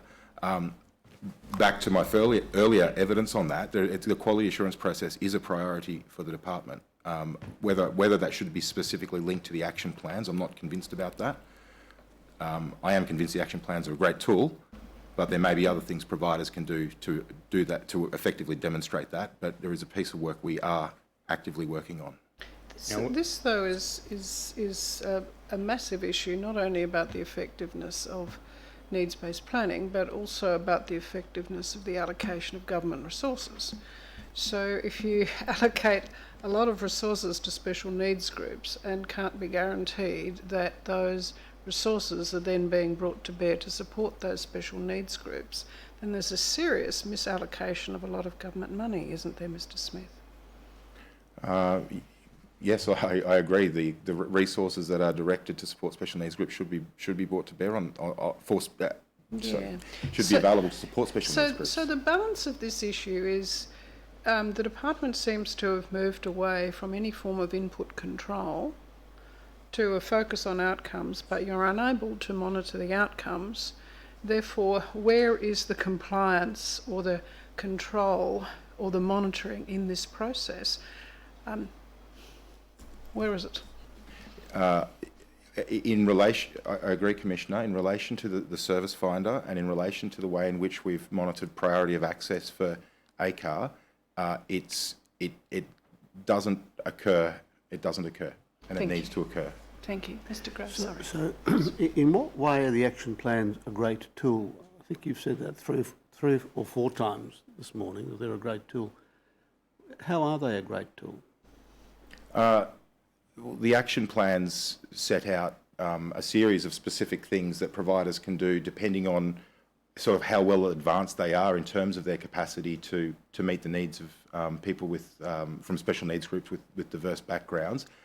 They provide sort of entry-level guidance, so those providers that are really at a low base, the kinds of sort of easy things that they could do quite quickly and effectively to start to upskill, and it's about the way in which they connect with particular organisations and that are experts, which can assist with training, resources, material, and then they step through for the more advanced providers as well as the sorts of sector leadership that they can provide. So for a provider coming off a low base, the action plans give some really straightforward things that can be picked up fairly quickly and effectively to start to upskill and uplift the capacity of the service. So if that's so, why wouldn't you use them as the means by which you engage in quality assurance? They are one of the resources available, and they are one of the resources that the Quality and Safety Commission can look to see whether or not the extent to which a provider is able to meet that critical standard one about being able to provide culturally safe and appropriate services. The issue is whether we would mandate that over other things providers may be able to do and other resources they may choose to adopt. You seem to think that they're really good for something, but you don't seem to think they're really good as the basis of quality assurance.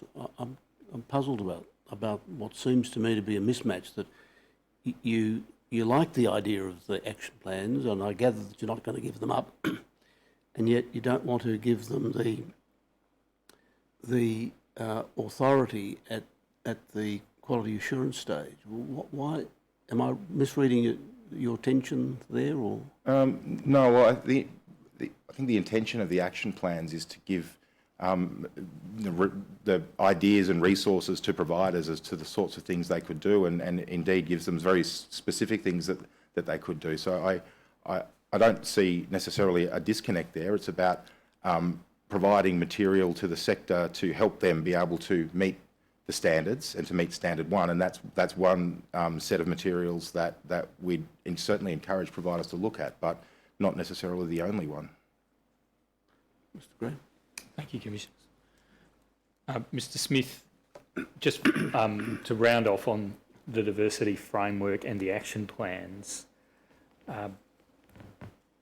You accept that they're a very useful tool, and I think you've gone as far as saying they should, although not under a mandate, but they should be implemented. Is that right? Yes, I'd be encouraging providers to use them, yes. Do you accept that, particularly when it comes to, say, the homelessness action plan, which is currently in preparation, and aspects of the LGBTI action plan, the Aboriginal and Torres Strait Islander action plan, these action plans are catering for groups who are trauma affected, very likely to be trauma affected. Yes. And with the called group, a person in the called group may be trauma affected.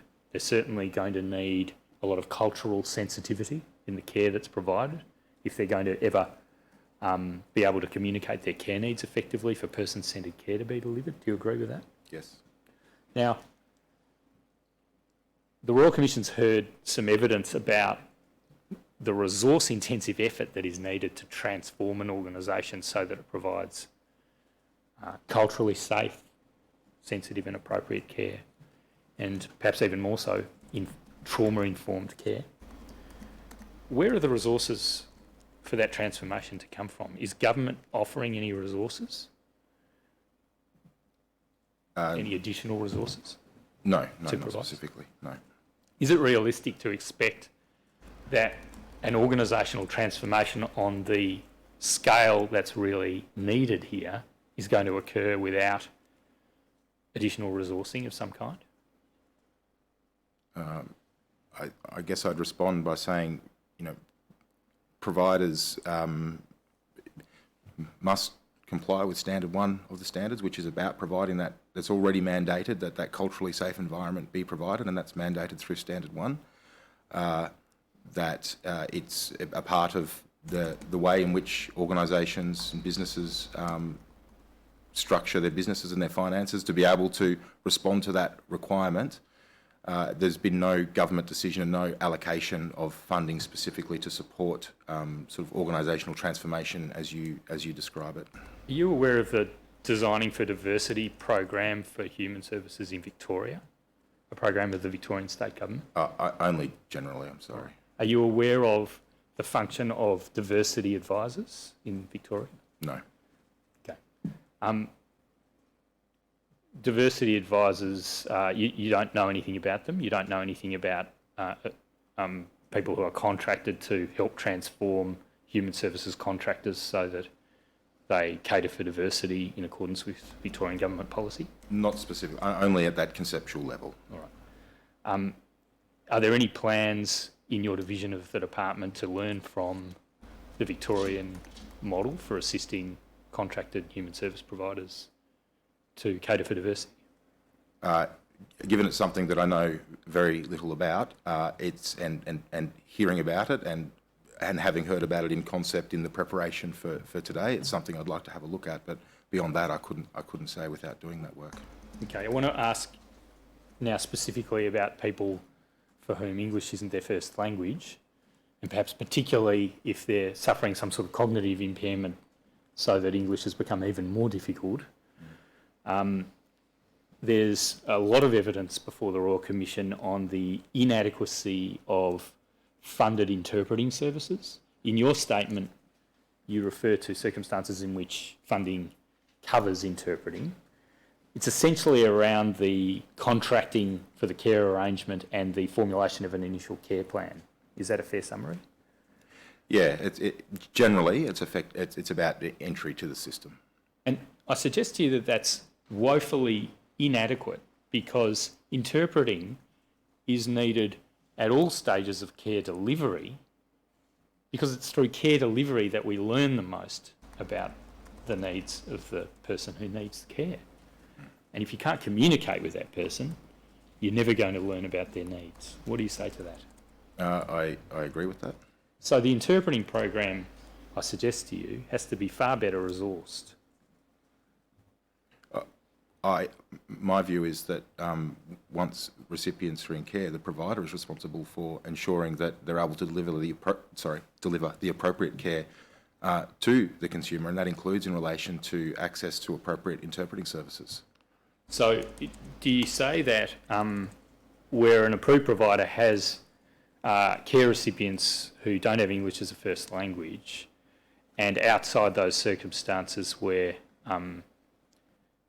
in effect, the care recipients being admitted into the service, in all other circumstances, the approved provider should be funding the attendance of an interpreter?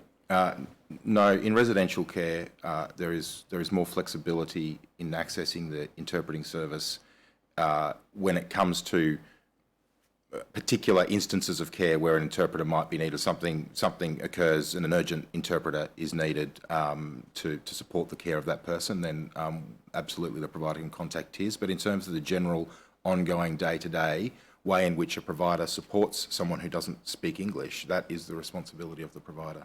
In terms of even in those acute situations when a change in clinical circumstances arises or something of that kind, and there's an availability to access funded interpreting services, when we come to Aboriginal languages, is it correct to say that there is no interpreting service available for Aboriginal languages outside the Northern Territory? No, that's not quite the case, but I'm going to qualify this by saying it has been the case, and I will start by saying it's not an acceptable state. There are interpreting services now available for people who speak an Indigenous language when they contact My Aged Care. If they require an interpreter, that can be arranged. The interpreting services through the assessment and care planning process have not yet been established, but it is a project underway to identify how that might occur. It's not straightforward because of often in very remote Australia, the distances involved, the need for face-to-face interpreting in particular, and the need for an interpreter to spend time with a person to build trust before they're willing to really kind of engage. So it is a complicated model. That's not an excuse for why it's not in place and why it hasn't been done, and it is in train. And this will probably be my final topic. There's been a lot said about the inadequacy of data about people who are in effect already in the system, having already contacted My Aged Care. There's also a real issue about whether there are obstacles to people even being able to take that first step. For example, the Royal Commission this week is receiving evidence from Miss York about people who are homeless or at risk of being homeless, and she's giving evidence that My Aged Care is in effect totally inadequate for people who are homeless or at risk of homelessness, and that they fail at the first hurdle. They're just not equipped. They don't have a fixed address. They don't have access to a computer. They don't have, perhaps, you should make an assumption that they're computer literate. They might have a host of other health or even cognitive impairment related issues. For all these reasons, you wouldn't expect people in that cohort to even make contact with My Aged Care. What is the department doing to try to understand the needs of people in that category, including but without limitation, people who are at risk of homelessness? So look, outreach for people who are hard to reach or who find it difficult to access the system is critical, and the department is the system navigator trials you asked me about very early on. It's one of my responsibilities. They're intended to look at a range of different models that could assist people who have a range of vulnerabilities that make their access to the system difficult. That includes people with the people who are homeless, and it includes things like outreach, actually going and finding people, but in particular peer-to-peer support, using volunteers with a like experience to engage with people, to build trust and to help them access the system. These are trials, but it is a very extensive set of trials intended to inform what a future navigation system could look like. think there's some 29 of the trials include homeless people as one of their target populations, and there's one specific trial which is specifically targeted at homeless people being run out of in here in Melbourne. Do you understand from any data and analysis the scope of likely demand? That is, demand from that, in effect, so far invisible cohort who haven't even been able to make contact with the system? No, not from data, but I do know there is a lot of unmet demand for people who are homeless, and I get that through not through quantitative data, but through through engagements I have with homeless providers in particular, and some of the challenges they see, and what their on the ground intelligence is about that. I absolutely accept that there is unmet demand, and we do need to understand more about that. And is there a program of trying to work out what the scope of that demand will be, and therefore what the extra impost on the system, both in terms of navigation services and in terms of actual provision of aged care, what that will look like in the future? The navigation... Just for homeless people, but for any of these other vulnerable groups who haven't been able to make contact. Yeah, so it is more challenging when you have this sort of unknown demand out there that's difficult to get a grip on. The system navigator trials will start to give us an indication, albeit a trial, but start to give us an indication as to what that looks like in terms of different geographical regions or different cohorts of people. And from there, we'll be able to start to build some of that evidence base. The ABS collects some level of information about homelessness, but it's not extensive, and I think that they're sort of looking at those options. But look, it's something we need to work on. I accept that.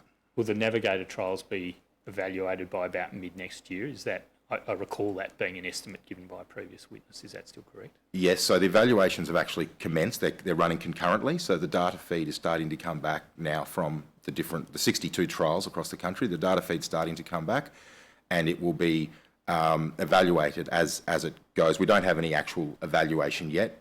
It is intended that there be a mid sort of term report, which I think it would be late this year or very early next year. But we've asked for that to be a substantive report as well, so that we can start to really understand what we want to be seeing as part of the June 2020 report. Okay, the Royal Commission will most likely be seeking that report at the earliest opportunity. Commissioners, those are the questions I have for Mr. Smith. Yes, thank you. Thank you, Mr. Smith, for giving your evidence. It has been very helpful. You're free to go. Thank you. I think we have a break now to 11:30. All set. Royal Commission's now adjourned.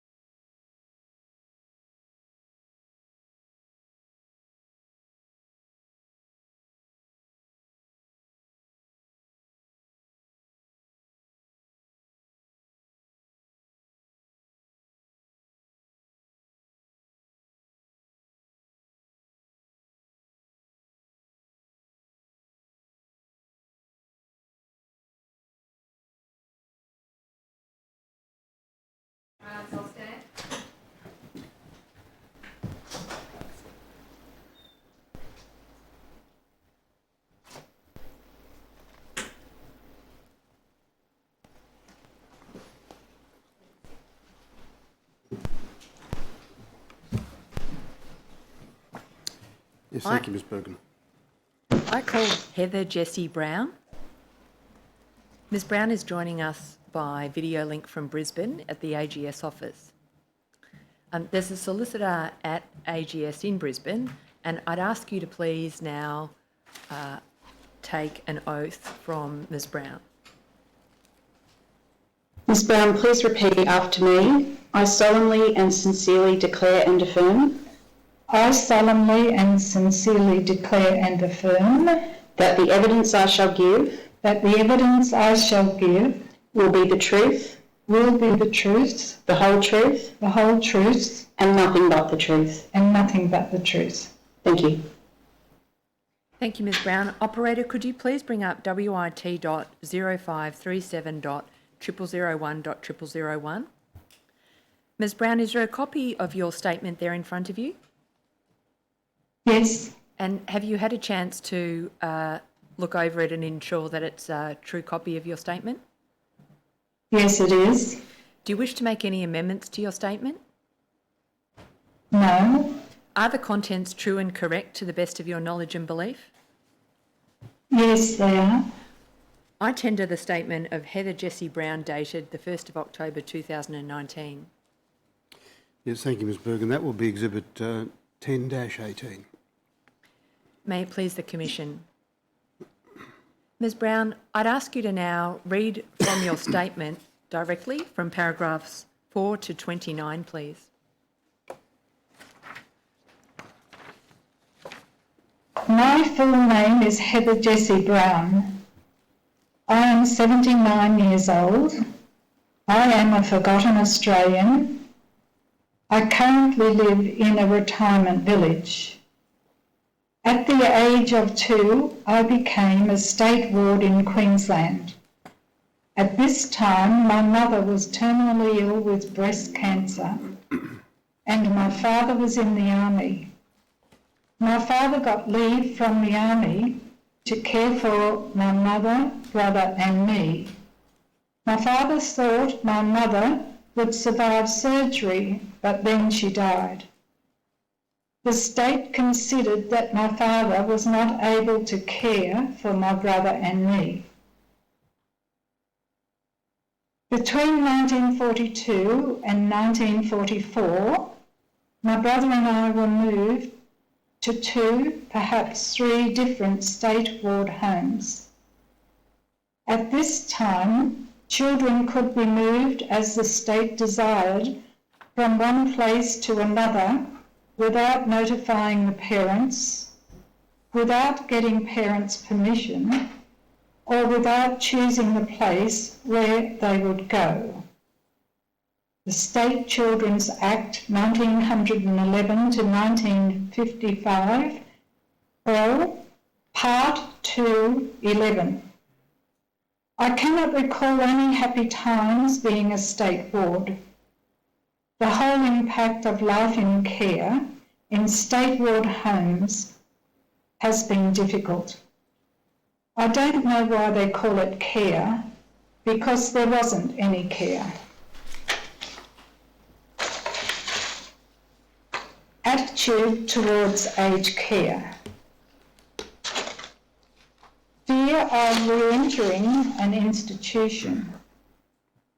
I would be terrified if someone told me I had to move into a residential aged care facility. I would resist it. Not literally, but I would fight it. I see aged care facilities as institutions just like the ones I grew up in. They are exactly the same to me. I don't like the idea of confinement and the lifestyle. I think it would cause me to have flashbacks of my time in care as a child. It would be like living it all over again. Unless there is no other option, I don't want to have to go into an aged care facility. I am not the only one that thinks this way.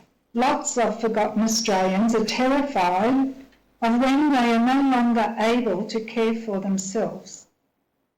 Some say to me they would rather be given injections and killed than go back into an institution. There were lots who are worse off than me. Lots and lots have suffered terrible abuse. I feel badly for them. As a forgotten Australian, you tend to put off thinking about aged care. I know some forgotten Australians I feel should be in aged care, but the people around them are having to support them. Fear of not being understood. Aged care frightens me because I realise that not many people understand about forgotten Australians. If we go into aged care, how are we going to be assured that these places can be trustworthy? Can they understand the trauma that we have already suffered? Can they assure us that we will not suffer that trauma again in aged care? What if you go into an aged care facility where they don't know what a forgotten Australian is? This is why I am telling my story. I believe so many people don't understand forgotten Australians. They have no idea what the state allowed and what the government has done. I myself have been amazed at the number of people that came out for the Royal Commission into institutional responses to child sexual abuse. We were a generation that were told not to be seen or heard. And we are part of a generation that didn't speak about what happened.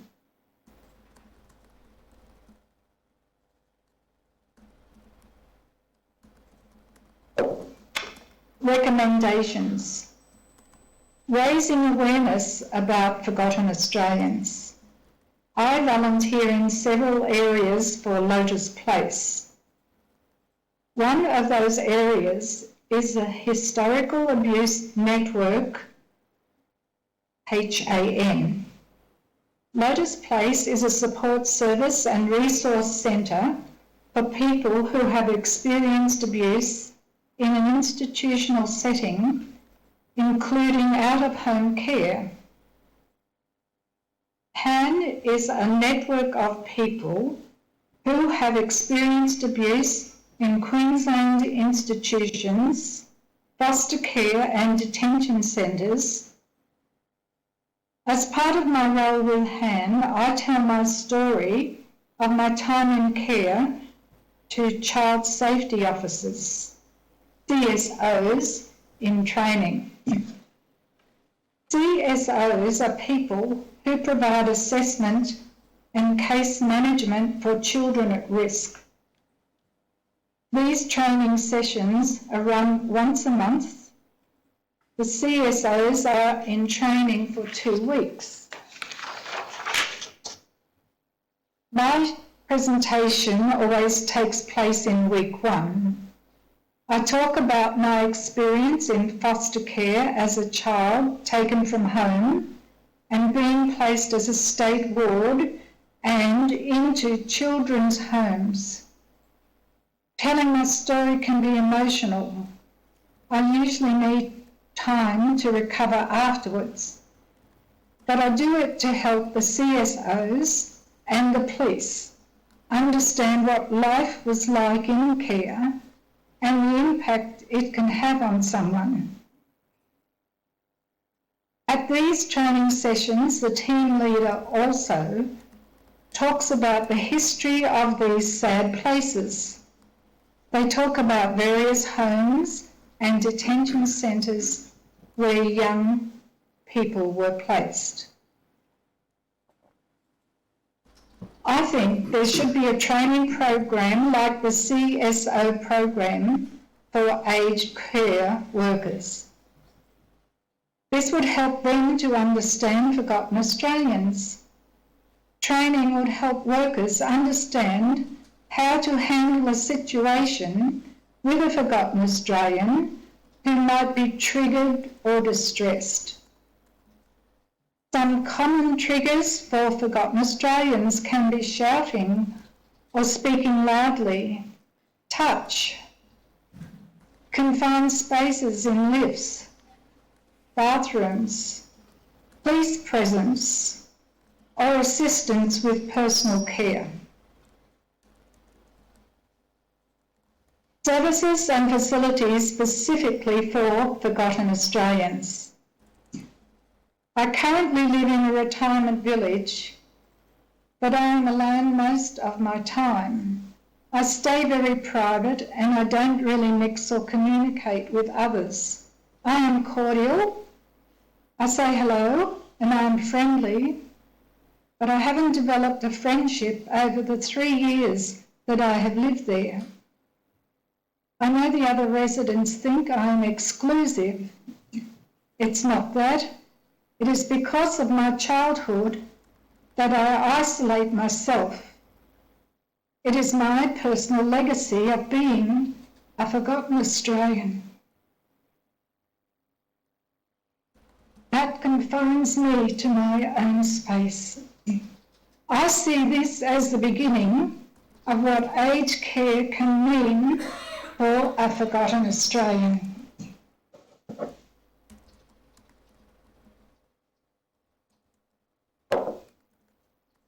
Forgotten Australians need facilities and services that understand what they have been through. I wish there was an aged care home run by Lotus Place or by Maker Projects. I have found such care at Lotus Place. I have felt like they really understand what a forgotten Australian is. They know the psychological effects. They understand the anger. They recognise the issues that we face after being sexually abused as a child. Why can't aged care facilities also have this understanding? When I first came to Lotus Place, I didn't want to be there. I didn't want to be surrounded by people that had all this sadness. But the more I went to Lotus Place, the more I felt at home and at peace. I felt like we all understand each other. We know what one another have been through. We have all had to fight to have a normal existence, let alone anything beyond that. Liaison between my aged care and forgotten Australians. I'm thinking that at my age I should be contacting my aged care. I speak to a lot of friends who say I should be registered with my aged care. I will probably end up needing help with cleaning and general assistance around my home. I have been fortunate that I'm very mobile and independent, but you just don't know when an emergency might happen. You cannot predict it. I have been thinking about registering with my aged care. I haven't because, well, I feel that these agents don't understand forgotten Australians. Having someone liaise between forgotten Australians and my aged care would really help. I do feel different, and I feel that if there was an agency for forgotten Australians in aged care, that would be a great idea. Non-denominational facilities and services. When I was looking for a place to move into, I was looking for somewhere that was not run by a church. The first thing I asked when I was considering my retirement village was whether it was a church-based facility. It is family-based. Not that I am against the church, but it was because of what happened in the churches. Historical physical and sexual abuse was perpetrated by people of the church and non-government organisations. It is hard when you have experienced childhood sexual abuse and then you have the churches that argue it didn't happen. For this reason, forgotten Australians cannot be housed in church-owned aged care facilities or have services provided by them. Forgotten Australians need an environment where they can feel confident, trust the organisation, trust the caregivers, and to receive respect and honour. Older people in every generation need to be honoured. Freedom. My retirement village would suit very few forgotten Australians. I am in an apartment, which is like a studio apartment. I live independently. Independent living suits me. I can move and have total freedom. I can come and go as I like. I eat what I like. I have the freedom for people to come and visit me. I have thought about moving into an independent living unit. It is the next stage where they have facilities to do washing and bring in meals if you need them. It is not actually aged care. It is called independent living. It appeals to me because it would allow me to keep control of my independence. Support services. Forgotten Australians need access to clear information about all aspects of support services, both in aged care facilities and for independent living.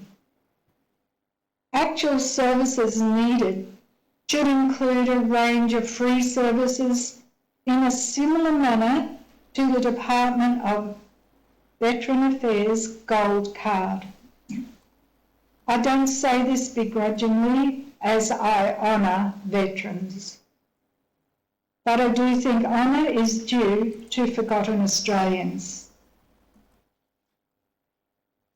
Services should include dental and hearing services, a registered nurse, and visiting a doctor of own choice, 24-hour emergency, counselling, security in all rooms within facilities, TV with a big screen, Wi-Fi and community computers, G-rated movies, free transport to social outings, shopping, medical appointments, and a free telephone.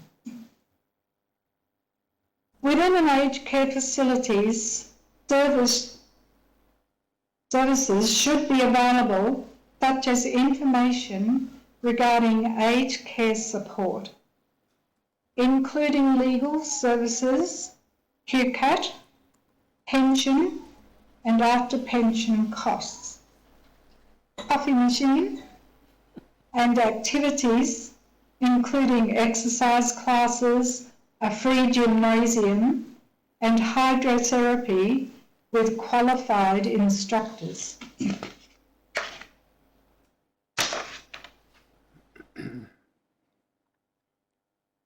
Understanding about aged care support. Forgotten Australians need help to understand what aged care really is and what a help it could be to them.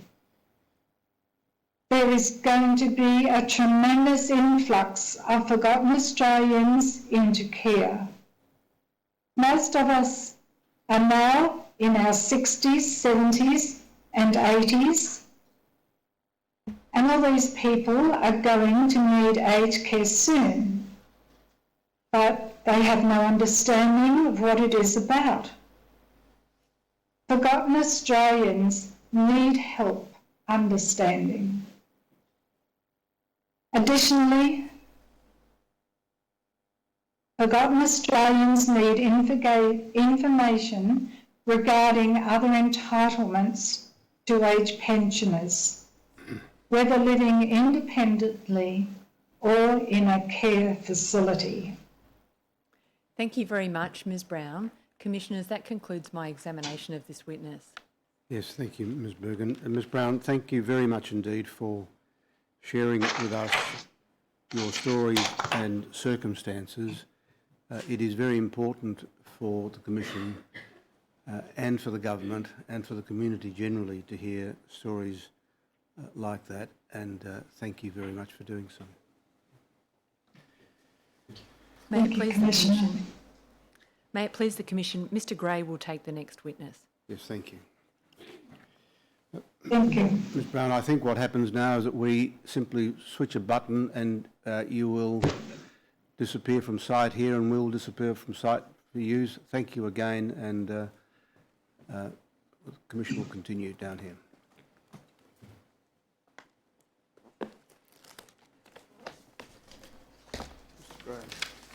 Thank you, Commissioner. I call Dr. Nicholas Hartland. Mr Hartland?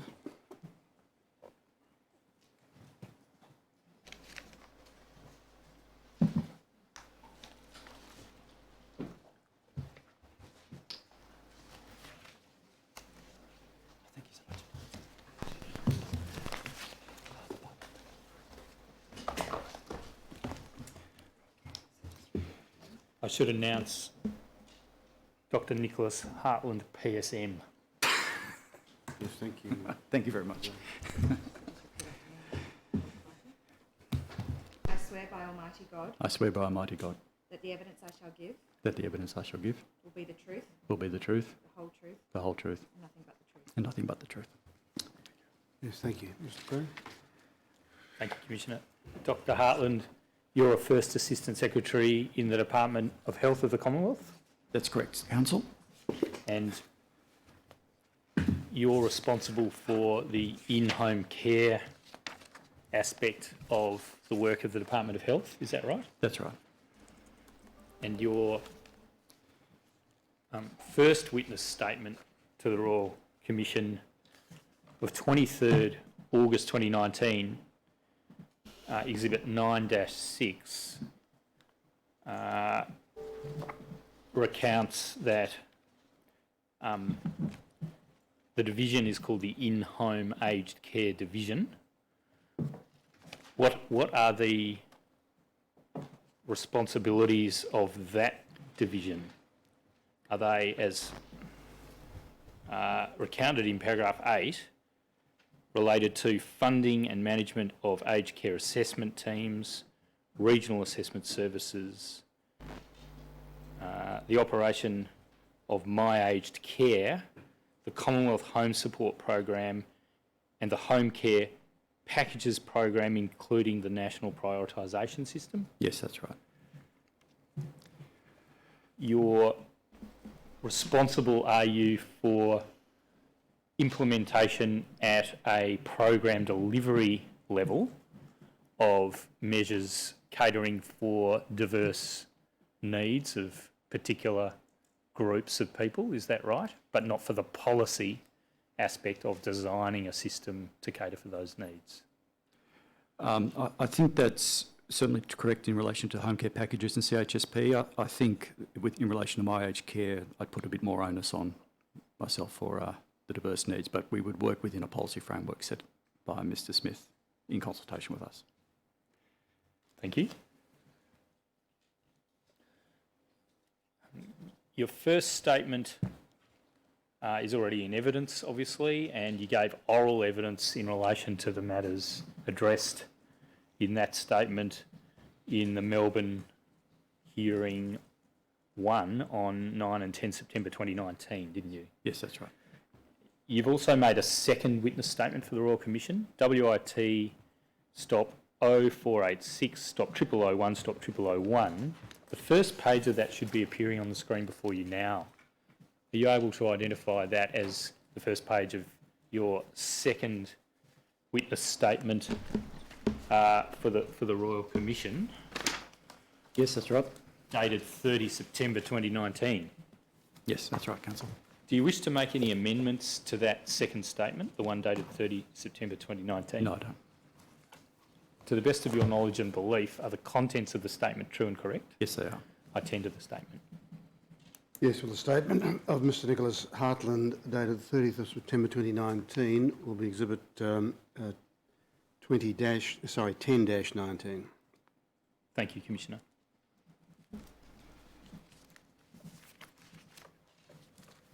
Dr Hartland, were you in court listening to the evidence of Mr Smith earlier today? I was in one of the rooms annexed to the court watching it on the live feed. All right. So I can't guarantee that I saw every... Okay. He identified a number of issues as issues on which you were better positioned to speak than he was. So I'll raise them with you in Yes, the of hope course. that you agree with him and Yes. that you're able to deal with those issues. Firstly, I'll ask the operator to bring up the recommendations in the Tune report, because I used those recommendations as a bit of a framework for this part of the examination. Operator, that's at RCD stop 9999 stop 0011 stop 0746, beginning at page 13, 0758. And you've been in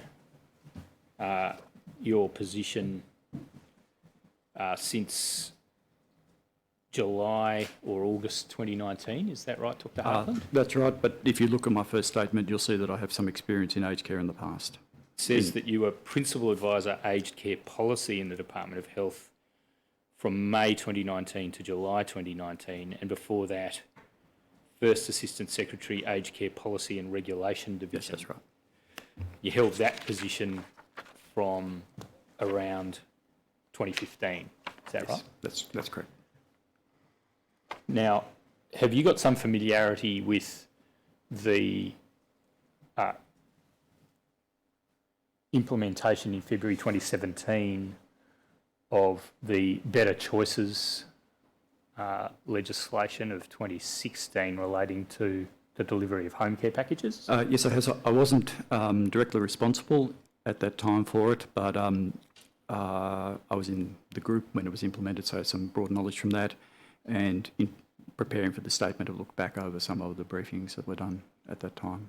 And in your current First Assistant Secretary role in the division responsible for in-home care, Yes. with particular responsibility for home care packages, I imagine you've familiarised yourself with That's exactly the right. origins of the current mechanism for the allocation of those packages. Yes, that's right. And hopefully you heard the evidence Mr Smith gave by way of confirming a number of propositions I put about the key modalities of aged care and the differences in delivery mechanism for home care package on the one hand compared to residential care on the other. Yes, I did. Yep. And you didn't have any difficulty with my characterisation of the home care package mechanism, did you? No, there was one point on the CHSP discussion where I think it was left hanging as to whether it was a CAP program or not, and it is a CAP program via a different mechanism to either home care packages or resi. But I don't think that's material to the points you were making. Thank you. But please do clarify, the CHSP is capped in terms of overall expenditure, is it? That's right. So it's capped by the grants mechanism. Providers get paid grants that are limited each financial year. Yeah. But not specifically by numbers of the ultimate users of the services to whom the organisations receiving CHSP grants provide services? That's not a hard cap, but providers get paid to deliver a certain amount of service outputs, and so if they would approach that cap, they would not have the resources to support additional people. So. Thank you. The recommendations which Mr Smith identified you, Dr Hartland, as better able to speak to commence with recommendation 22. Recommendation 22 is that the government improve the functionality and performance of the My Aged Care ICT platform, information communication technology, is that right? Yes. Platform, with particular emphasis on improving information sharing between My Aged Care and other government agency and provider ICT systems. Is that a matter that falls within your responsibilities? Yes, it does. What is the progress, if any, since the Tune report on the improvement of the second aspect of what's referred to there, information sharing between My Aged Care and other government agency and provider ICT systems? In particular, the Royal Commission this week has heard evidence from Ms Cosson of the Department of Veterans Affairs that the two IT systems of DOH on the one hand and DVA on the other don't speak to each other. So, I understand it, and I'd have to review the text of the Tune report. The background here to this recommendation, I think, was about providers' difficulties with using the portal to claim, and so it was about our interaction mainly with DHS, but I stand to be corrected, I haven't looked at the supporting argument. In relation to veterans' payments, we are able at registration and screening, if a person volunteers, to collect information on whether they're a veteran, though we don't record their number. So we know on the My Aged Care system whether someone's a veteran as they go through the process. I think it's fair to say that, and this might be what Ms Cosson was talking about, that our customer relationship management system doesn't integrate well with the veterans' customer relationship management system, and so there's clearly a gap there. But we do know at the back end, when someone gets to a provider and is paid, we have a process whereby we match information through DHS to discover where someone would be entitled to a veterans payment, and we're able to match that information and use it to determine whether a veterans supplement is payable. When you say you're able to match whether they'd be entitled to a veterans payment, and then you said veterans supplement. Yep. Sorry, that was loose language, and you're right to ask me to clarify that. Yes. It's simply the veterans supplement that you're talking about? Yes, sorry, no, I should have been clearer in my language, yes. No? Yes. Because it's a very specific kind of payment. Yes, that's right. It's available in relation to home care package as well, at which it's fixed at present at 11.5% of the basic subsidy. Yes, that's right. In relation to residential care, it's around $7 per day. It's a fixed amount. It's not a percentage of the particular ACFI basic care subsidy. So that derives from the different structures of the two payments, because home care has the 4 levels. It makes sense to fix it as a percentage of the payment. Now, with respect to that data matching that identifies that availability, does that also deal with all of the criteria that are required to be met before veterans subsidy is payable via either the home care mechanism I mentioned or the residential care mechanism, including mental health and behavioural criteria?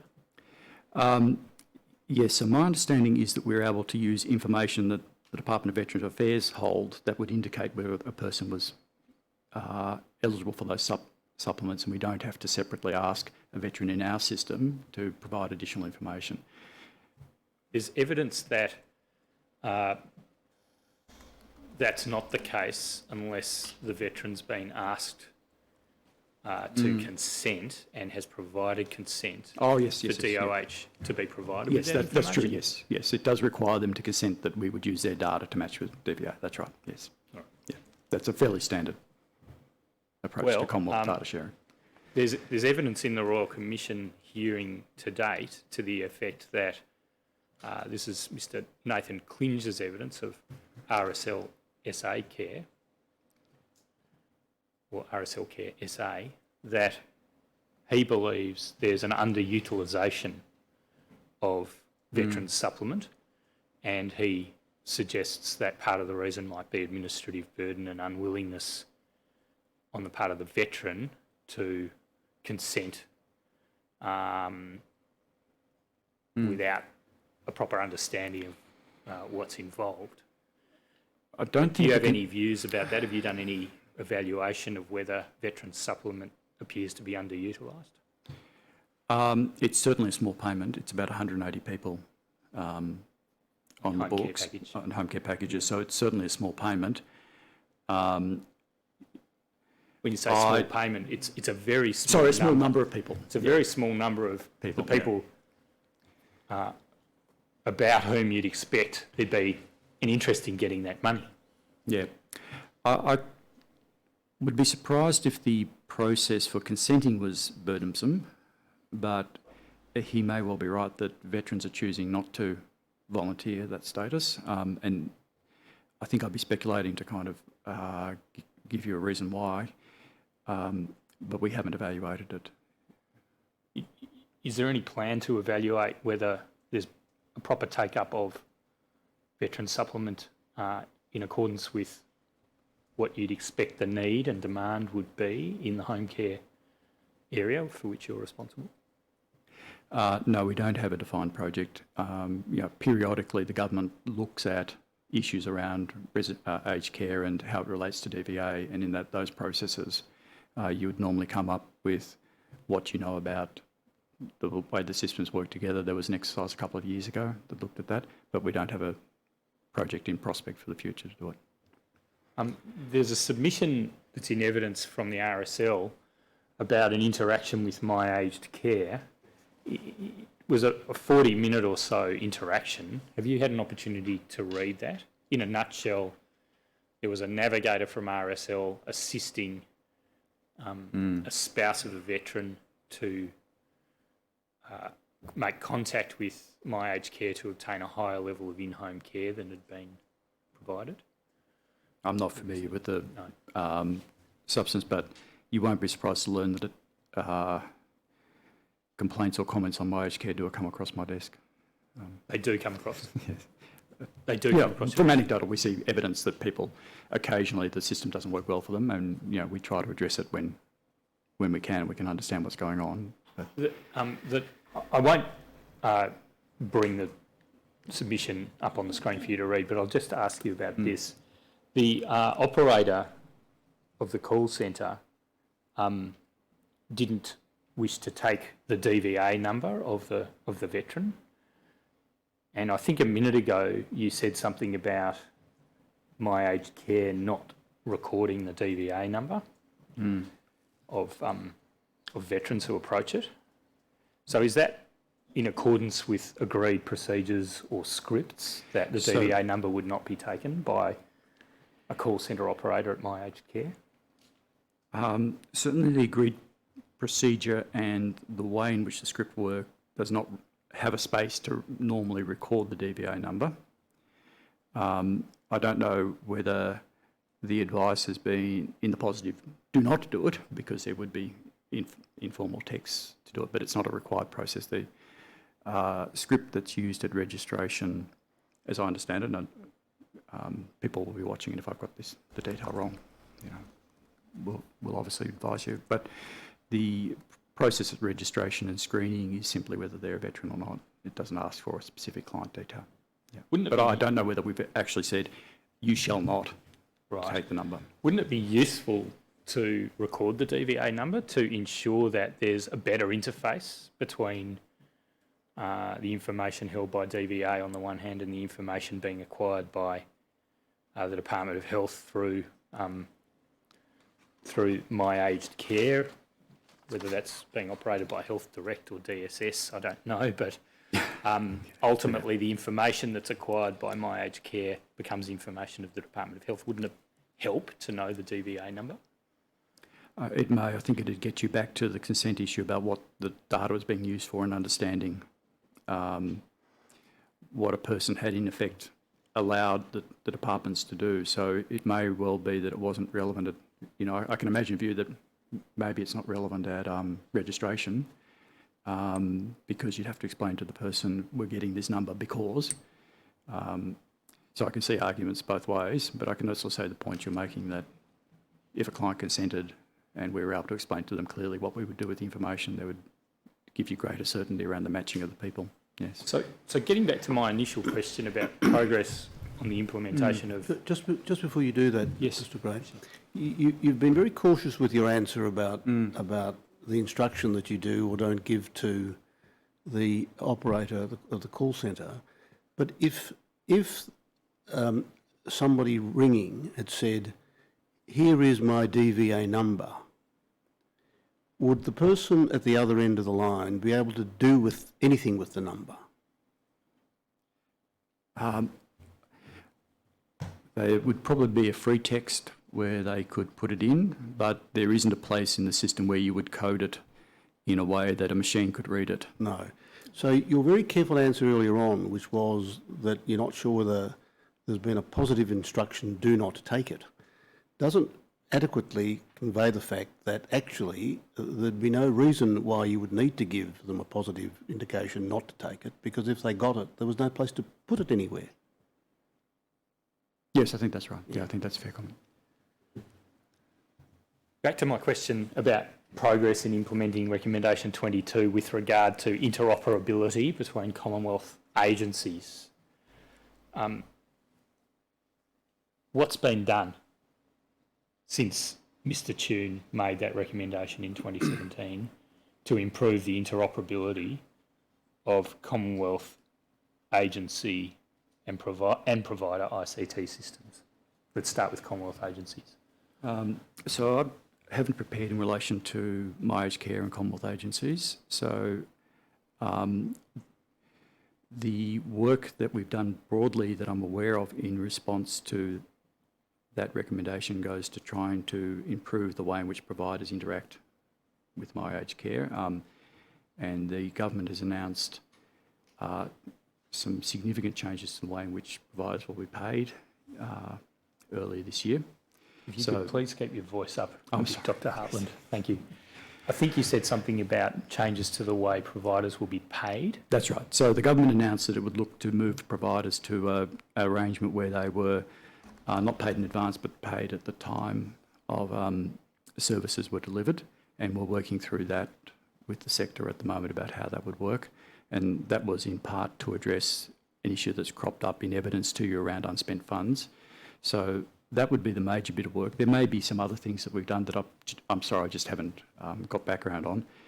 There are other areas in which we've been seeking to improve the operation of my aged care, but they don't go specifically to that recommendation. All right.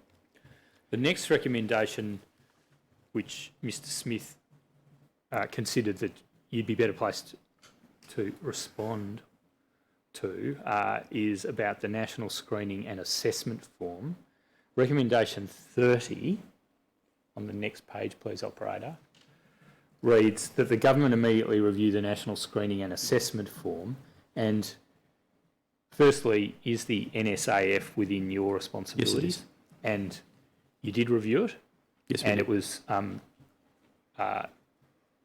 amended, in effect? Yes. In about July 2018, is that right? Yes. And it now has some fields addressing special needs, is that right? The form, since the establishment of my aged care, which basically came in at the same time, and the screening process for my aged care have always had areas where special needs groups would either be asked or could volunteer information. The effect of the 2018 changes was to add a couple of areas into a particular area of the form which gave us better information in the form about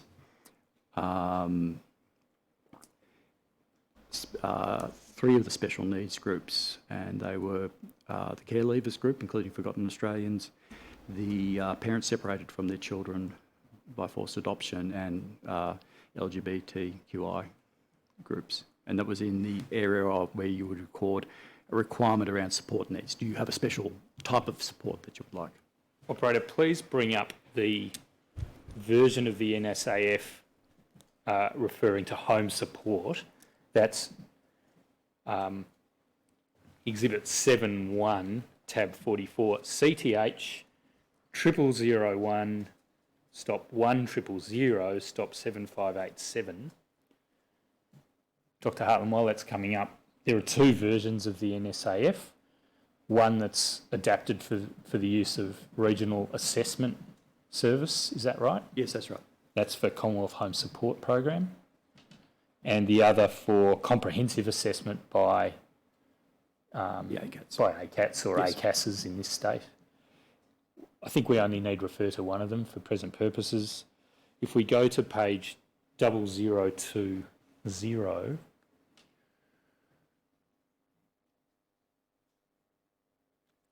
screen's not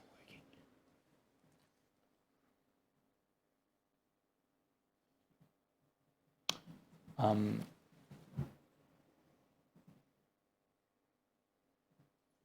Thank you, 0020. The top half of that screen under the heading linking support, is that the set of fields you had in mind there?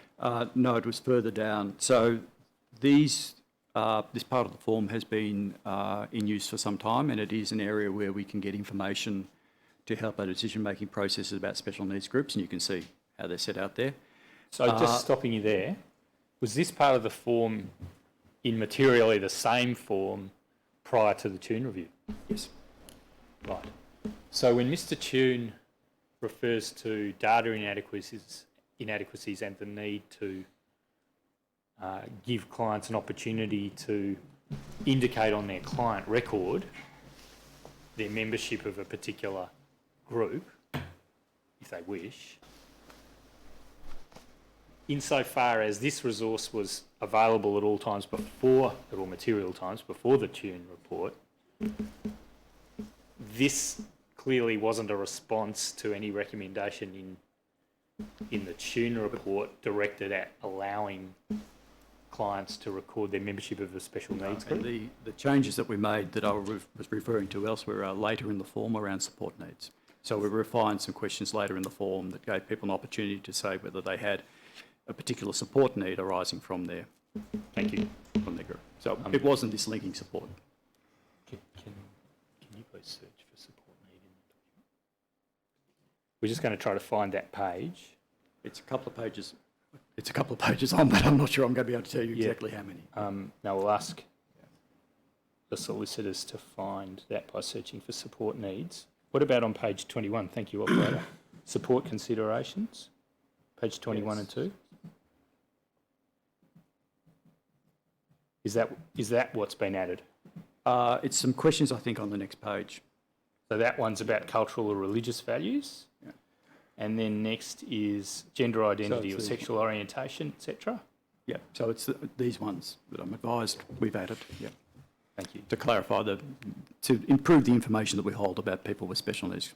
Yeah. And in addition to the cultural and religious, there's gender identity and sexual orientation. And the third question is about a history of childhood experiences, including matters that are encompassed by that statutory expression, care leavers. Yes. So what's done with the information captured by those three fields that you've identified as being added since the Tune report? So these can be used for the ACAT or the RAS to develop a support plan for the person, and they can be accessed by the provider in understanding their needs to develop a care plan for the person. I think one of the things that Mr Smith reflected on, and I suspect you may go to soon, is it is hard for us to systemically pull out the data from these forms and analyse the population groups. And I think Mr Smith talked about a project that we have in train, which is about getting the information from the these forms, the National Screening and Assessment forms. Well, he deferred to you on the precise functionality fair of enough. the ability or inability to extract information from the NSAF, as I recall. Yes, okay, so we can go through. Would you now address that topic yourself? What is the ability or constraint on the ability of the department to aggregate data so that it can analyse the demand for services tailored to diverse needs from the information collected in this form? So I think of this as kind of the mnemonic in a way of having three groups for the 9. So we can get pretty good data on access for Aboriginal Torres Strait Islanders, cold and rural and remote people, and that's automatically available from the forms. Just stopping there, that's actually been the case for some time, is that Yes, right? that's right. Including prior to the tune review. Yes, and just one other thing from the evidence this morning. We can do that with limitations for both home care and CHSP. So we can tell and count how many people from those groups are in CHSP, and that was a question that was left hanging a bit from this morning as well. So we have a pretty good ability to understand the service outcomes for those three groups. There are some problems in CHSP because of the nature of the program, but we can tell the proportions. Just stopping you there, an ability to understand the service outcomes for those groups. Can you explain that? Access outcomes might be a better word. So access to services. So we know what percentage of... Whether they got a service? Yes, whether they got a service, yes. All right. Now, there's some evidence I'll take you to in a minute suggesting that there are limitations on the ability to track a client from point of contact with My Aged Care through to provision of a service. Is that, I think that's fair to say. So some of this goes to... it depends on the exact question you want to ask about that client and the group they're in. We'll come so back I'm to sorry, that. that's all right. we can sort of go off in these little pathways. I interrupted you. The overarching question is, what's the ability or the constraints on the ability of the department to extract, in effect, aggregated data about So diverse needs outcomes from these forms? So if the question is access to services, the simplest one, logical for us to monitor. Pretty good ability for Aboriginal Torres Strait Islander people, culturally and linguistically diverse and rural and remote. We can, with using other data sources, together with what we hold on My Aged Care, give you a bit of a picture for homeless, veterans and low-income people, and I believe my statement, we've done a bit of analysis of that. The areas where we have most problems are the care leavers, the parents separated from their children, and LGBTI groups. And for those, we have information about the individual in the system, and I think that's a kind of basic thing that you'd want, right? Because this system is about understanding the person, getting them into service, but we have a lot of difficulty actually aggregating that information and analysing it at a population level. And that's, I think, the block that Mr. Smith was talking about. And we have a project designed to address that, but it's proved to be a frustratingly difficult issue. It was an issue around 2017 when Mr. Tune was doing his review, and I think it was one of the causes that led him to comment that we needed to do better on here, and it's been a stubborn problem to solve. All right. Now, you say the information's there. Is that making a bit of an unwarranted assumption? I'll just explain what I mean. Each of those three groups, the so-called care leavers, who include former child migrants, forgotten Australians, stolen generations, parents forcibly separated from their children, and LGBTI people, each of those groups, I suggest, are likely to have encountered and to be affected by much higher levels of trauma than your average person in our community. What do you say to that? Oh, it's clearly and obviously the case, yes. And that's going to be an inhibition on them providing information, certainly across the phone to a call centre, unless the person on the other end is highly skilled, motivated by the right empathic values or empathetic values, and probably trained in cultural sensitivity and trauma-informed care. What do you say to that? So I think the barrier is obvious. I think when I reflect on some of the evidence that I see, and perhaps the department's been its own worst enemy here too, because we often talk about My Aged Care just with the lens of a website and a call centre. But when you look at the end-to-end processes around it, we don't make an assumption that everybody has to log on or ring a call centre. So we have processes in My Aged Care where a provider or an advocacy group or groups like the Assistance with Care and Housing that gave evidence to you before today, Monday perhaps, are able to sit with a person or on their behalf ring into the call centre and get them through to a registration phase. So there's no assumption that everybody has to go through the same sausage machine for My Aged Care. There are ways in which people can get into the system without having to pick up a phone and wait for 40 minutes now. Having said that, I wouldn't make the positive claim that I can guarantee that in 100% of cases that service outcome is always satisfactory, and there was evidence that I heard on Monday when I was listening to the Commission that in some groups there's not been a satisfactory result, but the point is that we're not assuming that these very vulnerable groups have to call us. All right. Let's assume that they do get the help from an advocacy group of the kind you you hope they get. Yes. And let's assume that they've made contact, probably with the assistance of that person, with My Aged Care, and they've obtained an assessment appointment, that is. It's at this point that the NSAF that's before us on the screen comes into play, and Yes, it prompts the assessors in a face-to-face context, is that correct? To ask questions about these matters. Yes, that's right. Yeah. What is their training? Are you able to speak to this? What is the level yes, of their yes, training so and expertise, and their suitability to be asking these very sensitive questions in a manner likely to elicit the information that's needed? So certainly going back a step, I know you're at assessment at the call centre. Everybody has to go through a training and get accredited in relation to dealing with vulnerable groups.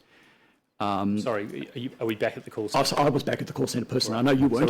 So we're at the screening point before an assessment occurs. And if you go to leap forward to assessment, sorry, that was perhaps a distraction to you. I shouldn't have jumped around. No, that's all right. Were you saying that everybody in the call centre the call centre has that people level are of training?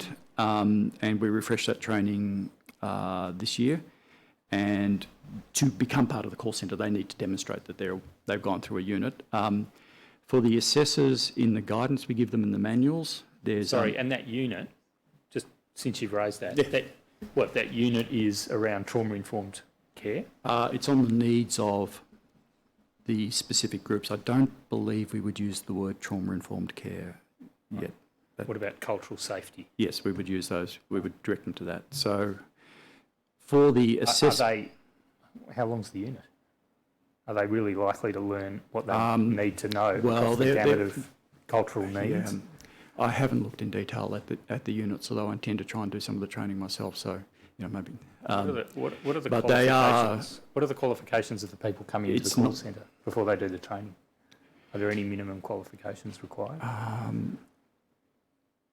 I'm sorry, Council. I'd have to get advice on that. But if your point goes to, is this an in-depth training of, say, a vocational education standard? No, it's a online unit that alerts people to sensitivities and guides them through some answers. So, you're right to ask me not to over-egg the... Let's fast forward to the assessment process, where you do have clinically trained people. That's right. Yes. You have to have an RN. Yes. On a comprehensive ACAT.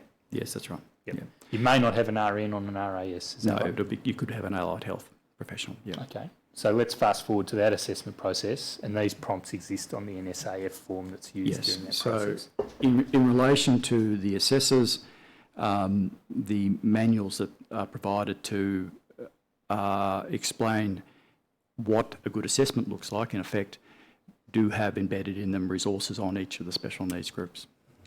And what sort of validation is there that material's all been read and absorbed by the team members? We don't, to my knowledge, we don't go and say retest assessors with their knowledge about the groups.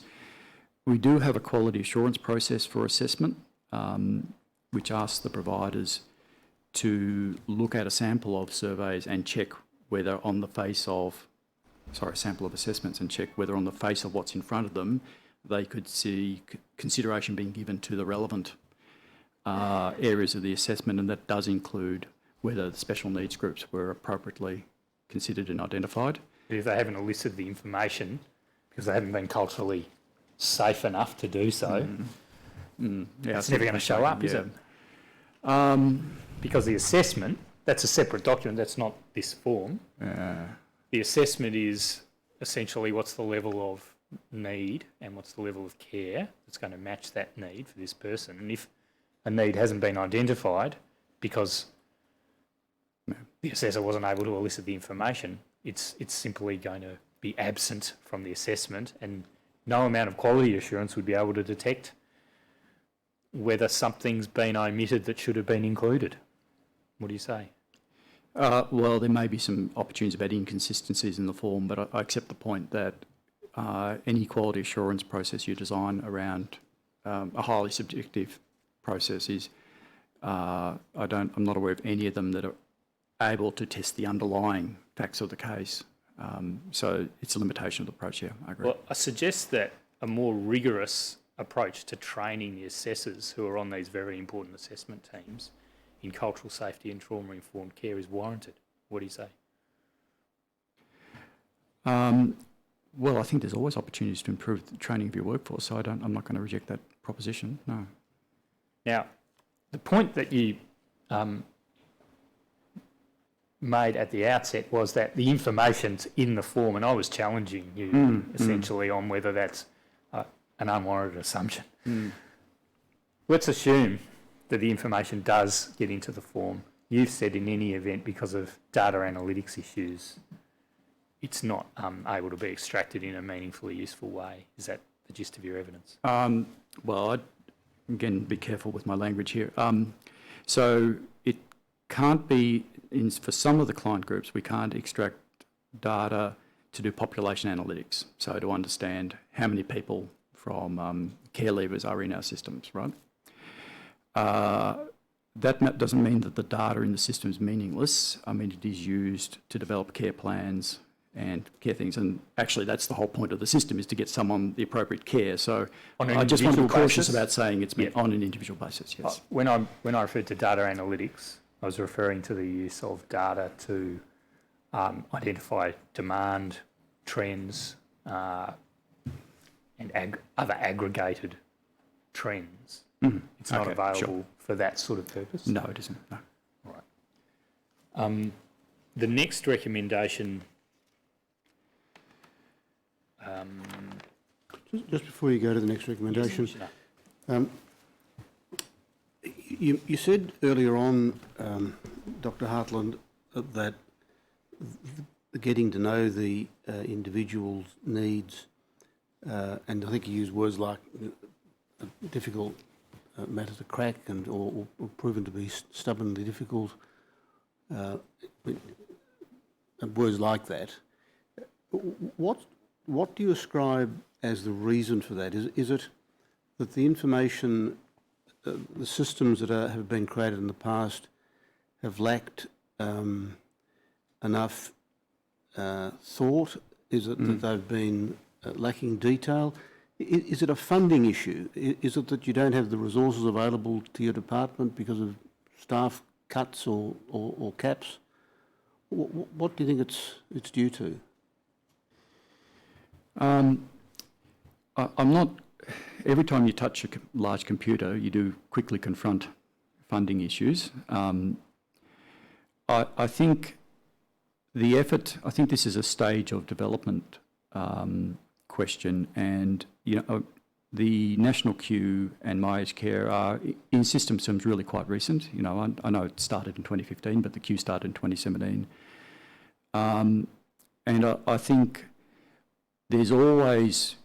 I've been around DHS, disability payments and aged care for some time in various capacities, and you do often confront that a system that you build to manage transactions and customer interactions, and to do that in a way that helps, well, usually the person extracting information and hopefully the customer in front of you, doesn't necessarily give you...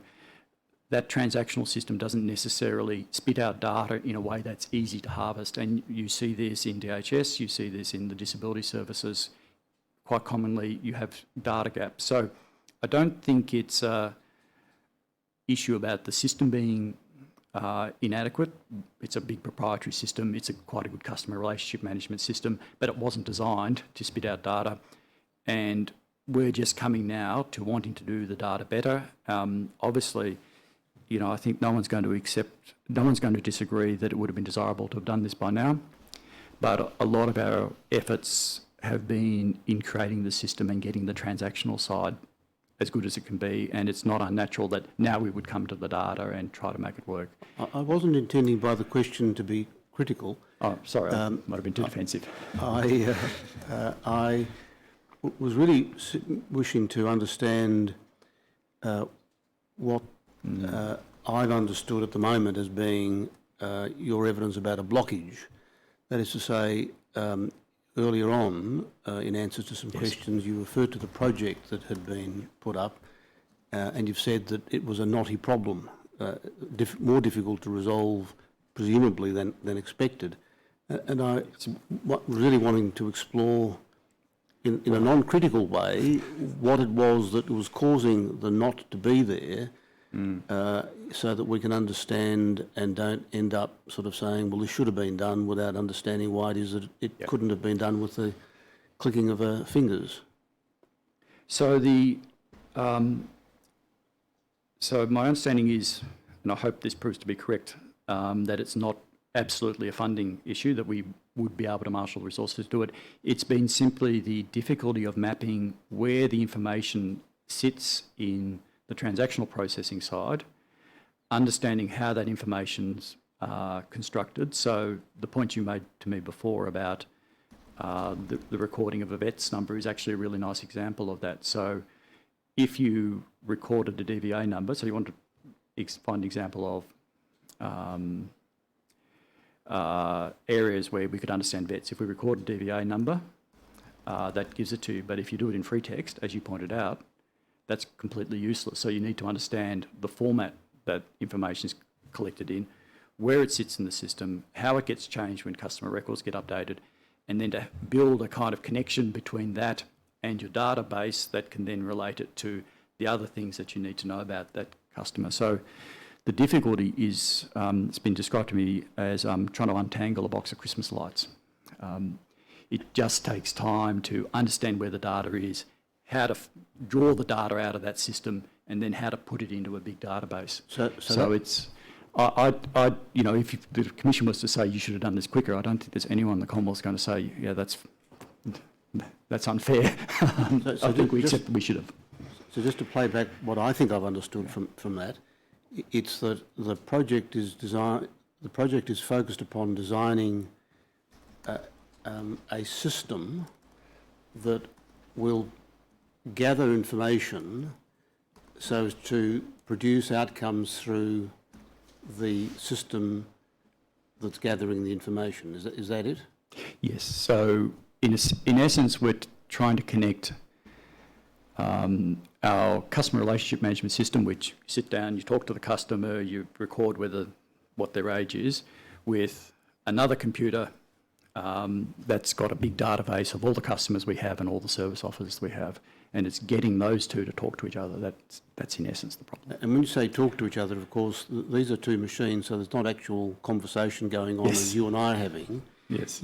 By talk to each other, you mean that you've got inputs of information into a machine that produce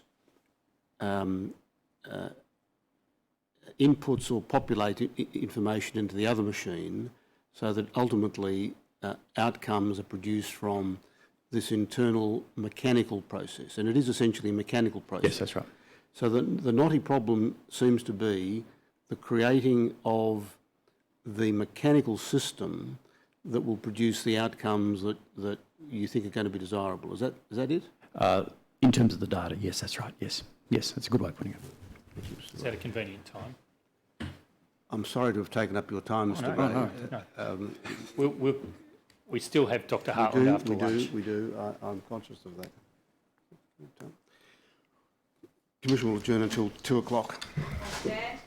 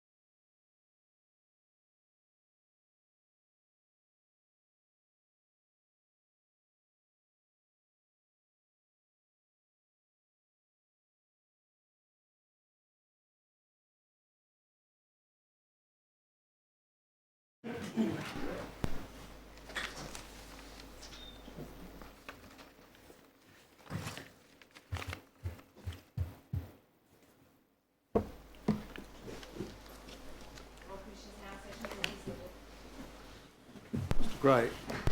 Thank you, Commissioner.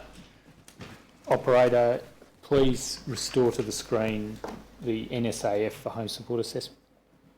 CTH 0001 1000 7587. Dr. Hartland, over lunch, you've had a conversation with my consent with those instructing the Commonwealth in relation to an aspect of the evidence you gave about my aged care and the DVA number. Yes. The question of whether there's a field for inclusion of the DVA number in the instructions or script available to operators of the call centre. Do you wish to clarify or correct your evidence? Yes, thank you for the opportunity. So over lunch we've reviewed it. There is at registration a capacity to record the DVA number in a structured format. And I simply hadn't remembered that properly when I was briefing myself. It's not a compulsory field, and it's used in circumstances where they may wish to use that number to help establish proof of identity. So if you were to use it in the way that the RSL suggests, Council, which would be to automatically link the two programs together, there's a technical capacity to do it, but you would still need to deal with the issue about consent because you'd be effectively sharing data across two systems, so you'd need to come to that issue as well. It wouldn't annul that issue, but it would be technically feasible within my aged care. At the same time as the DVA number was elicited by the operator could ask for consent, I suggest. That's exactly right, yes. With respect to the National Screening and Assessment Form, the version of it that we have on the screen for Commonwealth Home Support Program, before lunch you were answering Commissioner Pagoni's questions about what is the nature of the knotty problem involved in extracting data from this form, which would enable aggregated data analytics about special needs groups. And you suggested that the answer lay in interpreting free text that might have been included in the form. I don't believe it's only a free text problem. It's, but I don't have in my briefing a proper map of what exactly the data issue is. I've made some inquiries to try and be in a position to explain to you why it's proved to be difficult, and the explanation that I've been given and repeated for you is around the difficulties of finding out exactly what the data looks like. But it's not only a free text. It's not simply a free text problem. Right. No. Well, look, for the sake of completeness, I'll just ask you to have regard to the following aspects of the form, and I'll just quickly ask some questions about it, then we'll move on. If we go to page _0001, in the middle of that page, there's a field for specify risk of vulnerability or other. Now, that's a free text entry, is it? The field underneath there looks like just a big oblong, a big rectangle across the page. Is that for free text? That would be free text, yeah. And how is this form actually filled in by an assessor? Is it on a computer screen and the free text is typed in? Or is it actually a paper form, which is the typical annotated? Practice would be to use a computer. I don't think we mandate either form. They could type it in. I've been to an ACAT assessment to try and get a feel for what they're like, and that assessor concentrated on the conversation with the client and retained enough in some very informal notes to actually populate the field, the form later. So there's variability of practice, and that's not undesirable because what you actually want is a relationship between the assessor and the client and making sure that you understand the person in front of you. Absolutely. But you would also find it as a computer form would be the most typical. In due course, does it have to be submitted in digital form? Yes. Right. Now, we then go to page 0020 and we see that reference risk of vulnerability reappear on that page. In the middle of the page, risk of vulnerability cohort. Is there a connection? Is that is that a follow-up question in relation to the first question, or the first command, specify risk of vulnerability or other on page 1? So this is an attempt to codify out of the complexity indicators, which are designed to get at the client's circumstances and by their nature could apply to multiple circumstances, could apply to different cohorts. This is an attempt to be able to understand systemically which kind of group the person fell into, and it's tick box, but it's one of the areas of data that we haven't been able to kind of connect up properly into a database. And thank you for the answer you gave connecting risk of vulnerability cohort to the text immediately above it. That's what I think you were doing in the answer you gave. You didn't answer my question, which was, is there a connection to the previous command on the first page, page _0001? Do you want to go back to that? Yeah, could you just take us back to that? 0001, middle of the page, says specify, quote, risk of vulnerability, unquote, or, quote, other. I don't believe there's a hard connection between the two, but this part of the form is wanting to understand why the person's presented for assessment and the priority of assessment and the risks involved in that. And you would expect that an assessor would have regards to the cohorts and would probably use them in a standard way. But there's no automatic assumption that they flow through because they're trying to test different aspects of the client. Did you conduct a review of this form in 2018? No, I didn't. Oh, I see.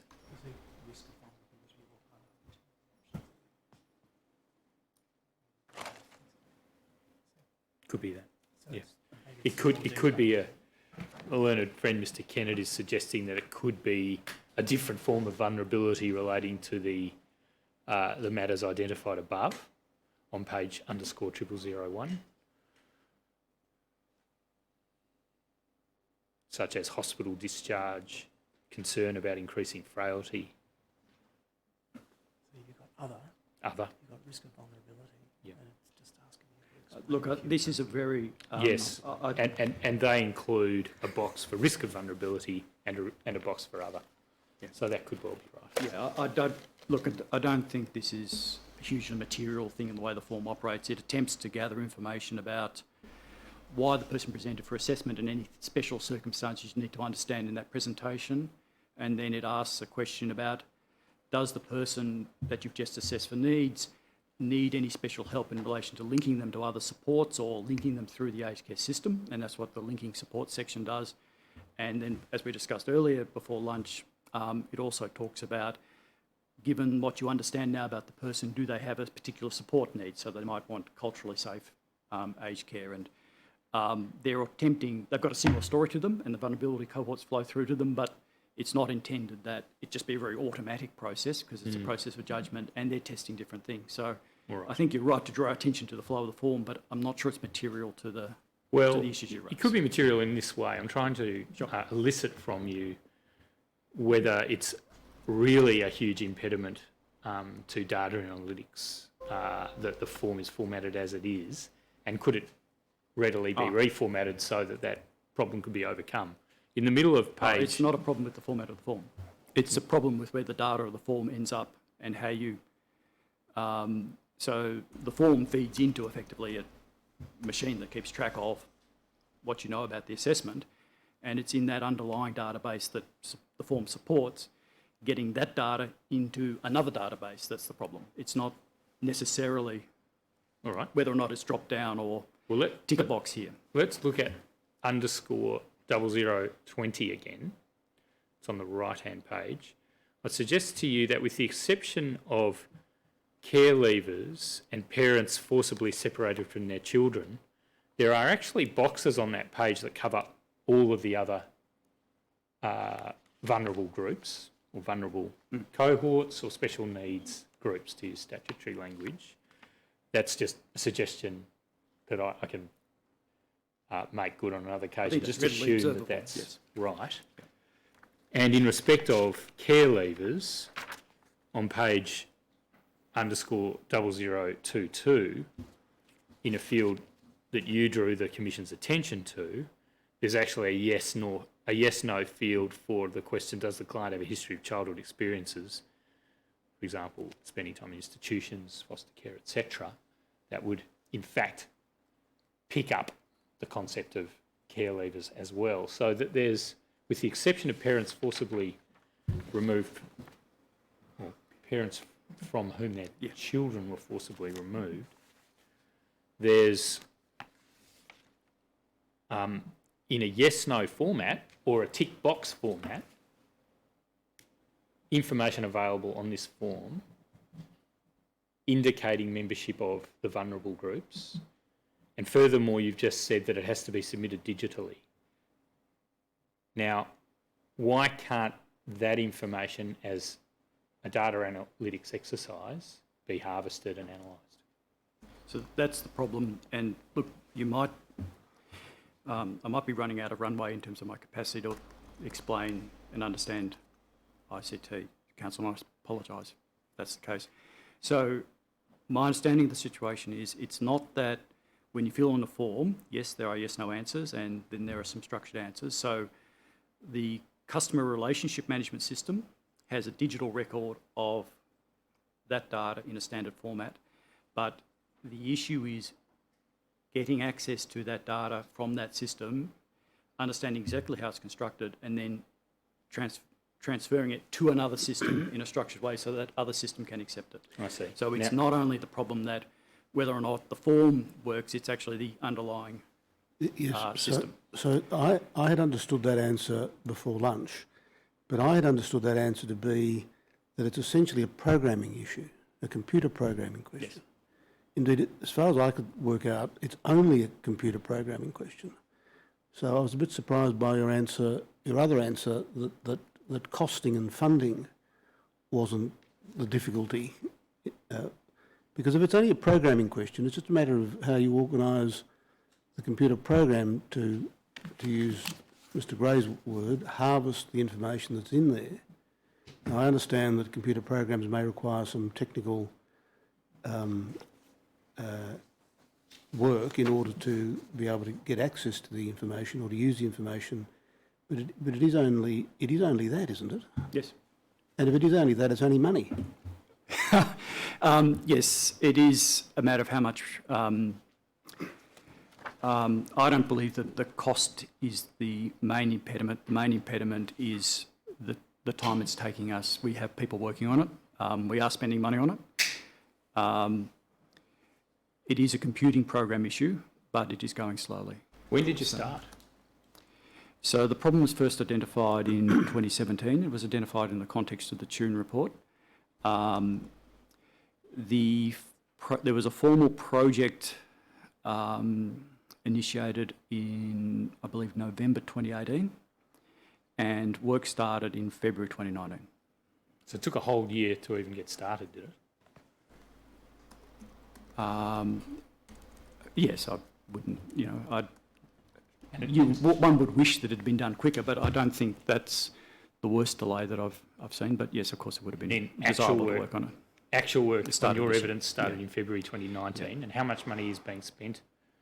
How much money has been spent since February 2019? I don't actually have that. Okay. Well, we'll then seek total, that. But you can certainly. Yeah, I called for that provide information, and we expect that information will be provided to the Royal Commission. Yeah. And if one wanted to understand the knots to the knotty problem, and this is a question that I actually ask in fairness to you and to the department, but if one wanted to understand that, in part to avoid the Commission simply being left with, we asked and asked and didn't get an answer that we understood, who could we ask that would produce an answer that we would understand? So, look, Department of Health, we would make sure that we brief someone who has better ICT knowledge than me.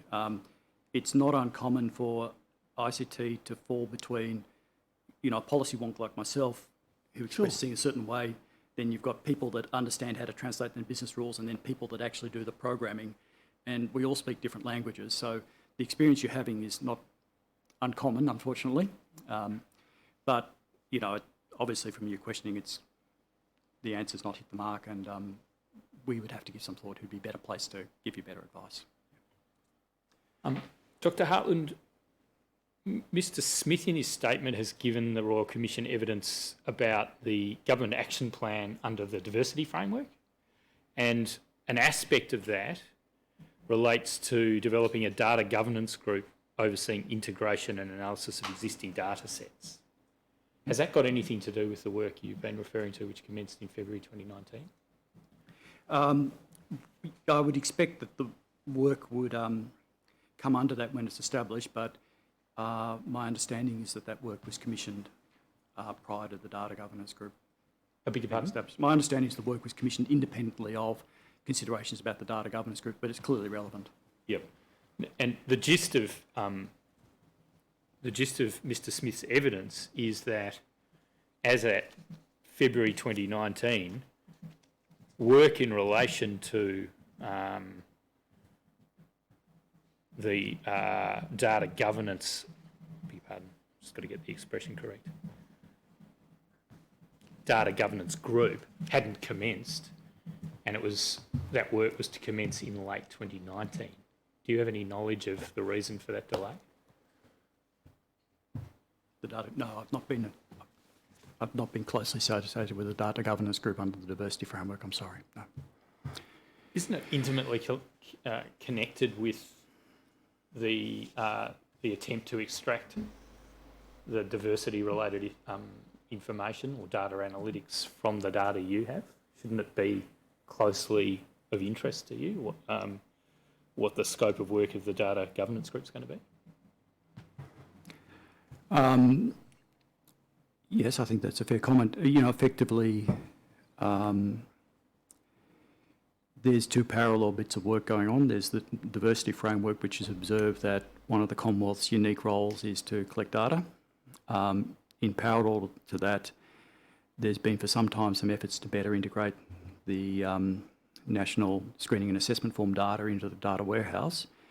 That's the bit that I'm closely involved in. So, as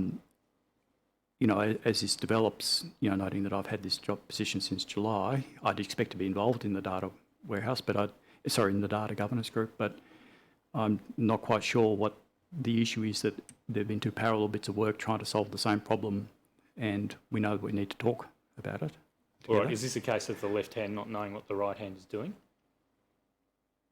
I don't see any evidence from, I haven't refreshed my memory about Mr. Smith's statement in relation to that, but I don't think he implied that there was no work going on it. Was it? Exhibit 1017, beginning at 0060.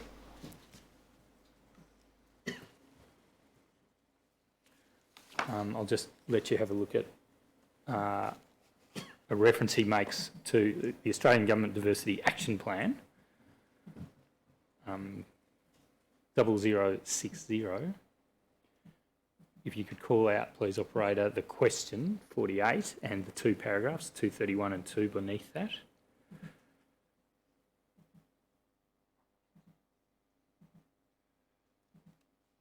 See, tell me when you've refamiliarised yourself. I take it you've read the statement before, is that right? Yes, sir. Yep. Tell me when you're ready and I'll Yes, show you the two exhibits. The first exhibit is tab 1 of the General Tender Bundle.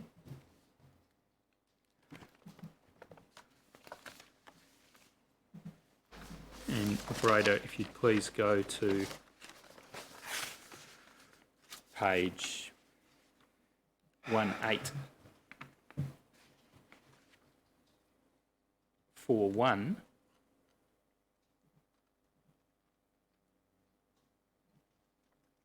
This is the original plan. And on 1841,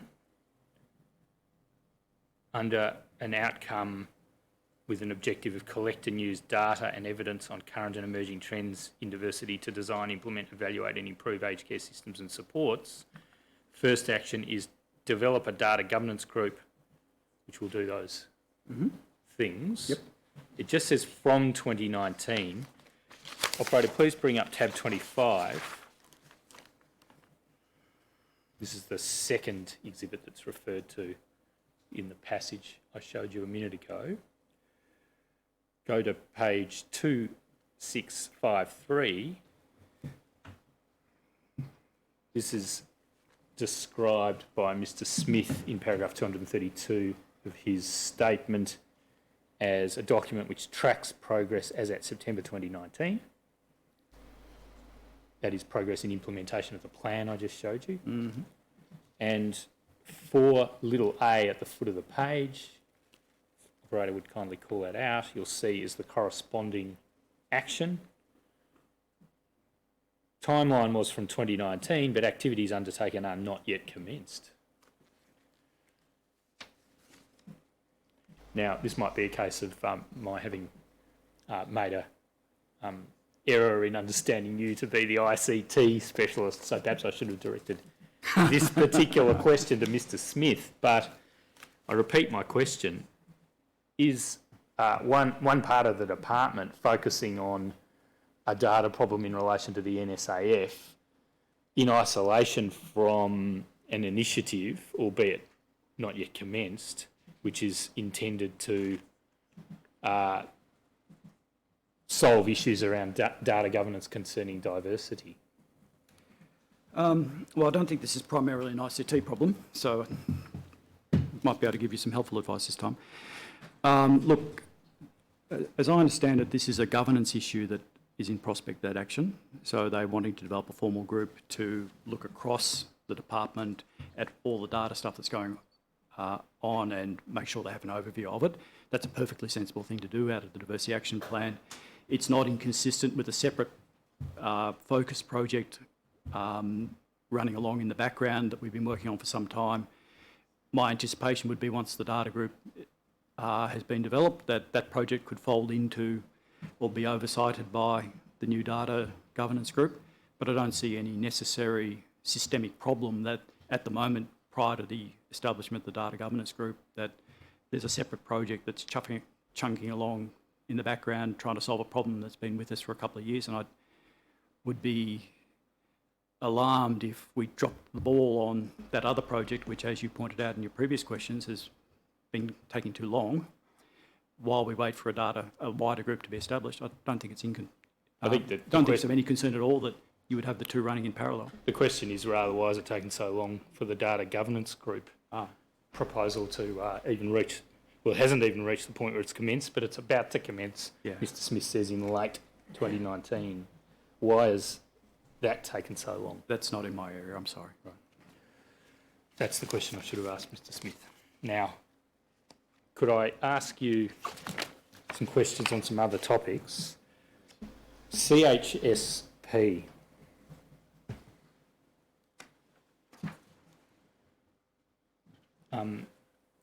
It remains block funded, correct?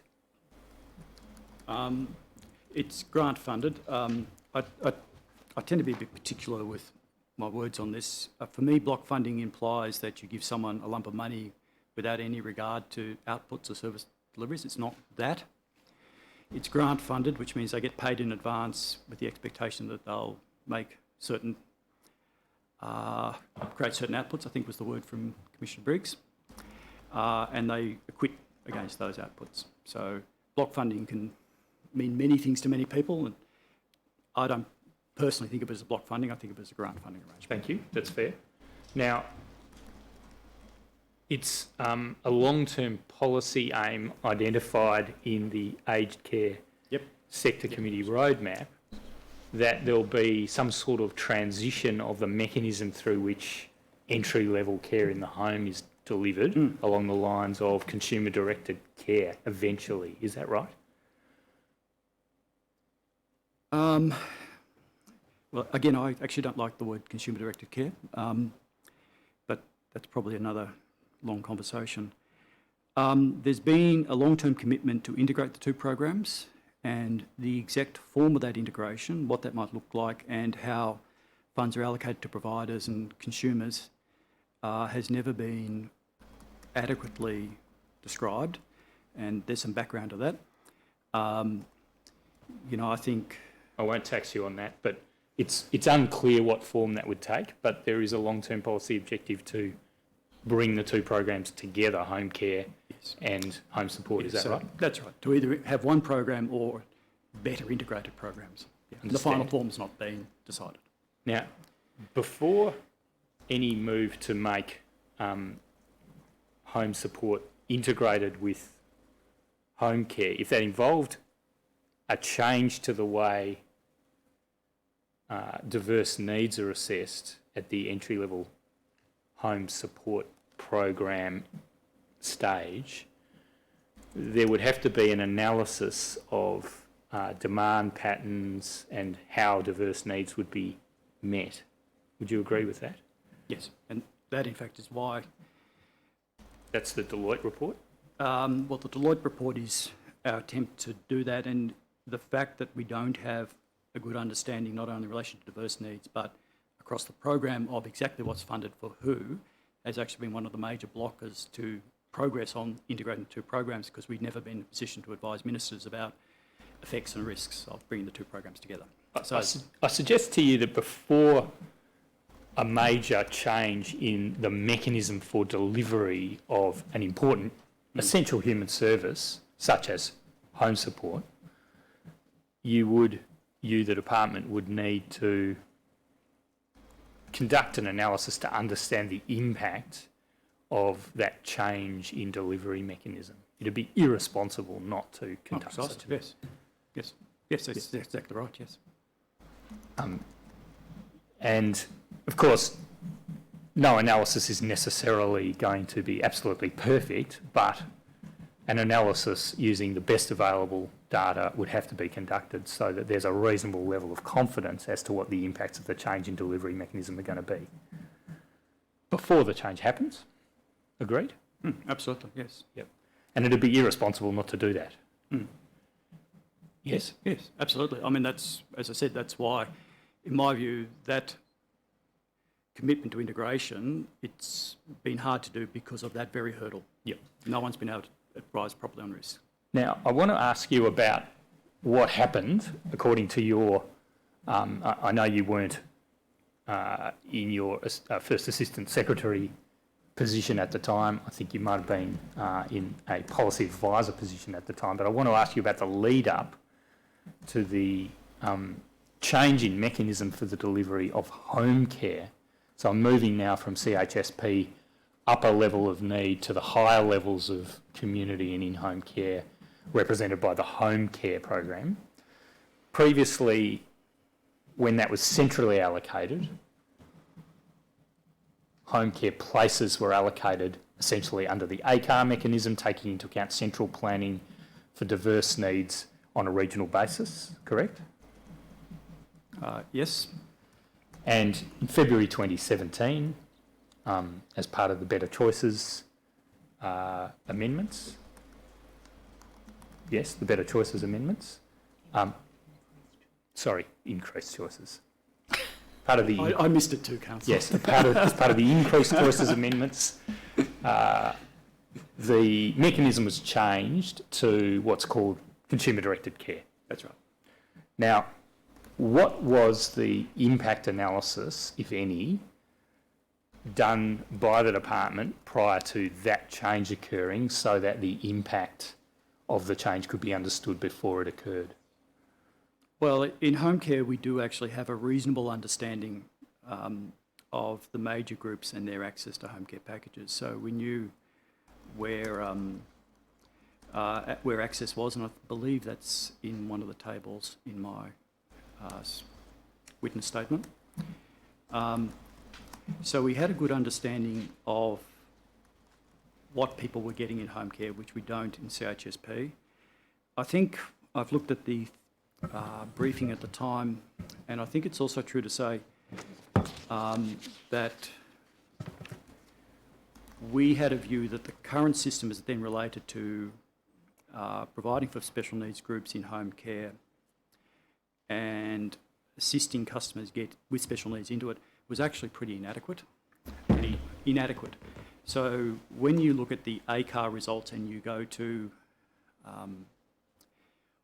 the provision for a very precise number for a local area for special needs groups in the ACAR round, your mind's automatically taken to that's pretty scientific and pretty robust, but actually it wasn't a great system for people with special needs. The system worked a bit like Resi is today. People would get an entitlement and have a capacity to go and find a provider, but there was no transparency over which providers actually held, for a consumer, there was no transparency over which providers actually held a special needs place that they might access to.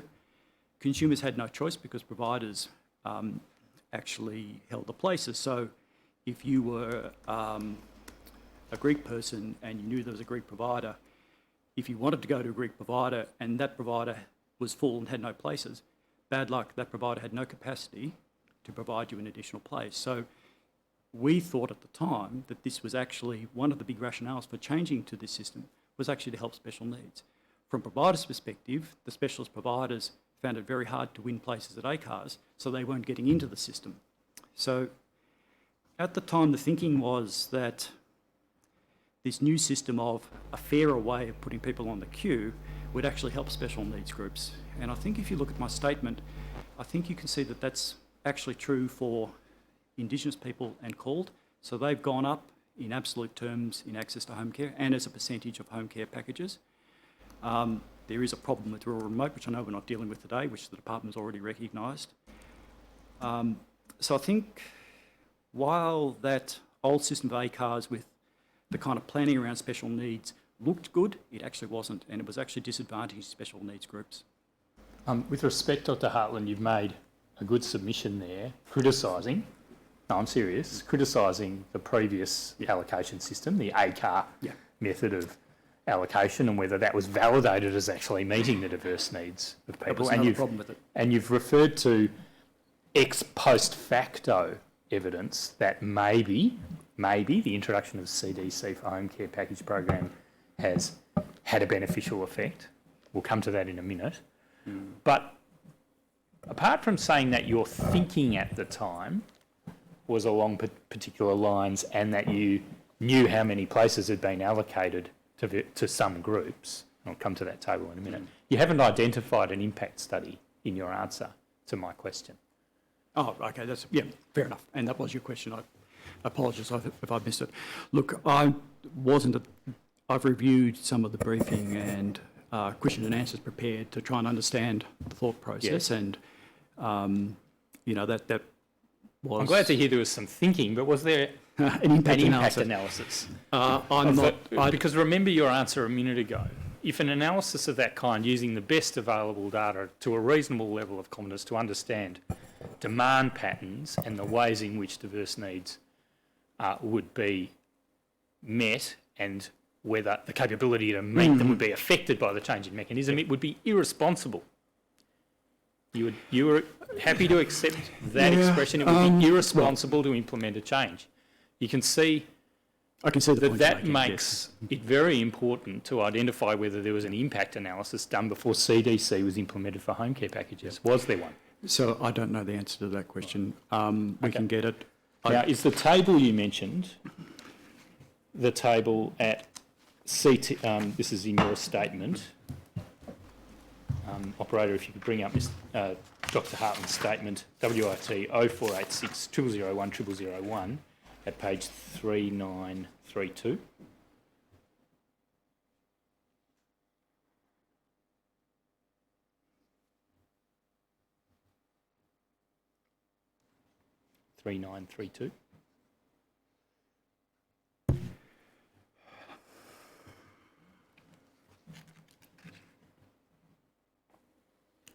Not there.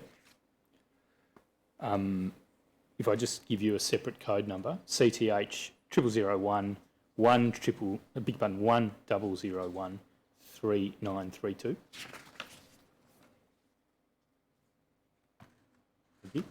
Is that the table? No. So if you go to paragraph 53 of my statement. Thank you. That's a table that shows the outcome of the ACAR. That's 0012, please, operator.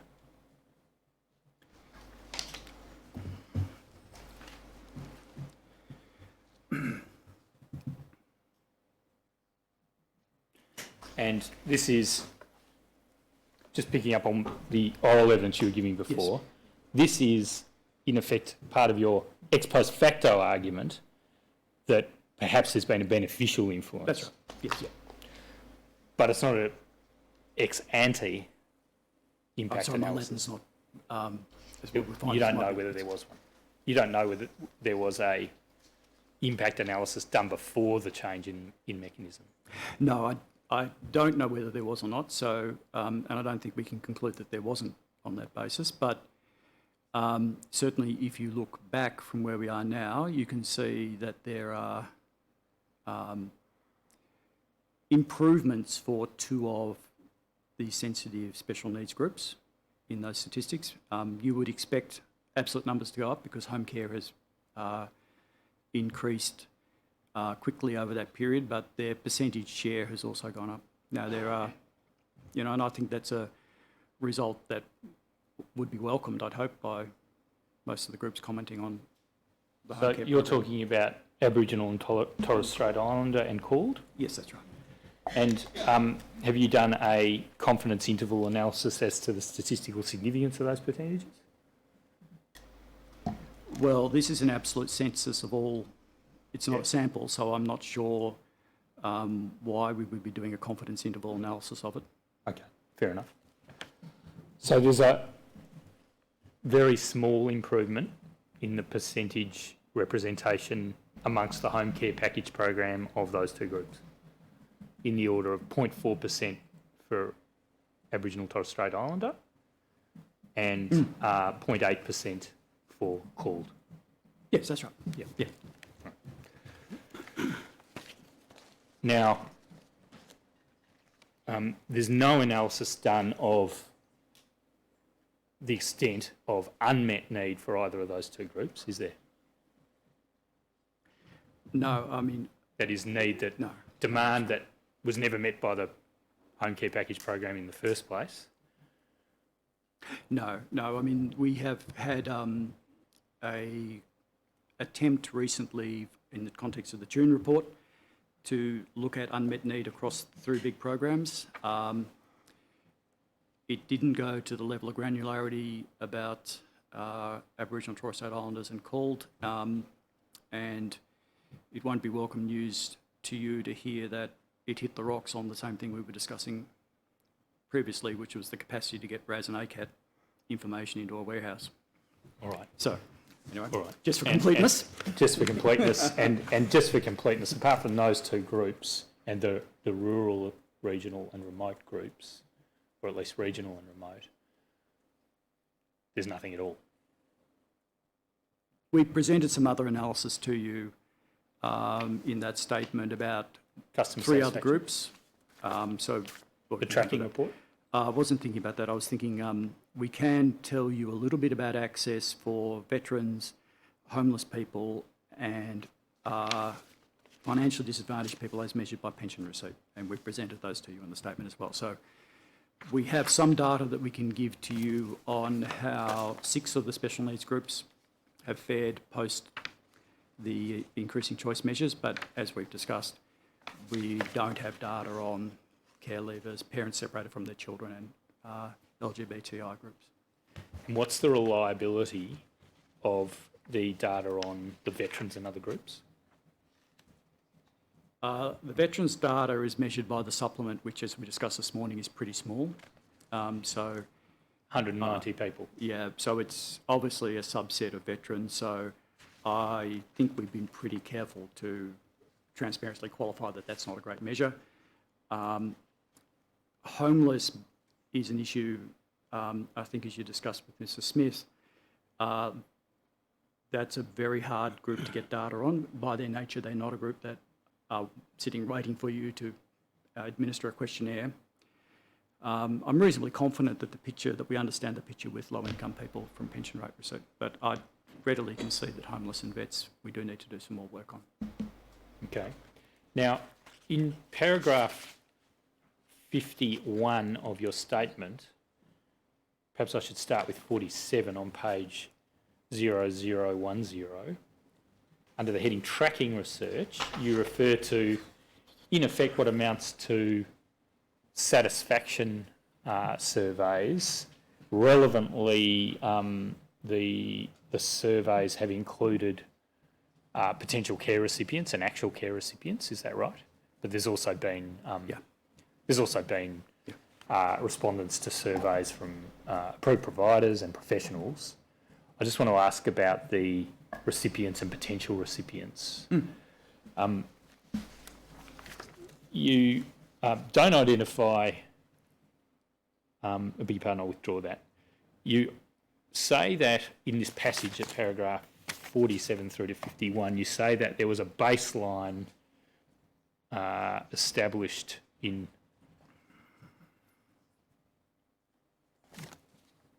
you pardon, I withdraw that. You say that there's relevantly 3 pieces of research.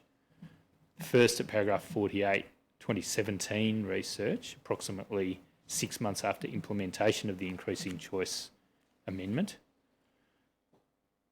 And you say that research included confirmed called and Aboriginal Torres Strait Islander participants, but due to sample size, granular findings for these groups was not reported. Then there was 2018 research, paragraph 49, that focused on current and prospective home care package care recipients and carers to better understand the barriers to taking up a home care package. So it was a combination of quantitative and qualitative methods used to gather that data. You don't refer to the outcome of that research as necessarily validating any particular outcome, positive or negative, as to whether the consumer-directed care model for delivery of the home care packages has been meeting the needs of diverse populations better or worse. Correct? That's right. So I believe that research was a very focus group style research to understand the communications needs of groups interacting with my aged care and home care packages. So it wasn't an attempt to systemically understand people's experience in the system. The question was, have you done any research? And so we've trawled through our archives to see if there's anything useful we can offer, and we've offered these 3 pieces of research. The tracking research is actually part of a longer wave of research into how my aged care is going that started in 2016, was refreshed in 2017, and I believe the 2019 report you have is the final wave of that research. We didn't provide the 2016 and 17 ones because they were outside of the time period asked by the question. But what this shows, I think... so this is now paragraph 51, Dr. Hart? Yes, that's right. Yeah. So can I have the document produced on the screen for you so that we can ask you some questions about it? It's one of the newly tendered documents, Commissioners. It's tab 135, please, operator.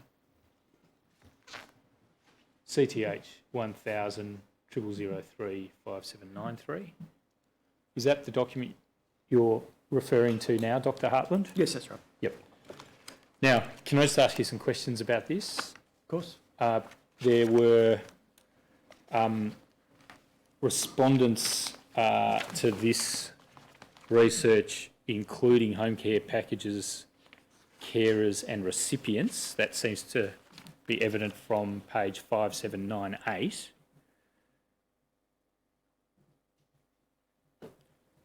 Can you see that there under research scope? Now that sounds to me like, in terms of home care package, we're talking about people who are already in receipt of a home care package, but there's also a category there for a quota of respondents in relation to, first bullet point, my aged care recipients. Does that mean people who receive any sort of service from my aged care, whether they ultimately get a package or are connected with a residential care service for that matter? Look, I think that's right, Councillor. I do have to be a bit qualified because I only myself reviewed this document last night and went naturally to the last bits around special needs. But the overall, it's attempting to understand the effects of the changes and the introduction of my aged care, both on specifically home care package receivers, but also people on CHSP who may become at some point in the future a home care package. Does it include people who want to get a higher level of home care but haven't necessarily yet got one? For example, people in a waiting list? I think it includes CHSP people. I'd need to review the document again just to be able to give you good advice on that. I'm sorry. I should have looked at it more closely last night. No, not at all. And in fairness, this is just a draft and it's hot off the press, is that right? Yes, that's right. Yes. Yep. And in terms of culturally and linguistically diverse and Aboriginal and Torres Strait Islander people, there's a summary of findings Towards the end. towards the back. Yeah, 5867.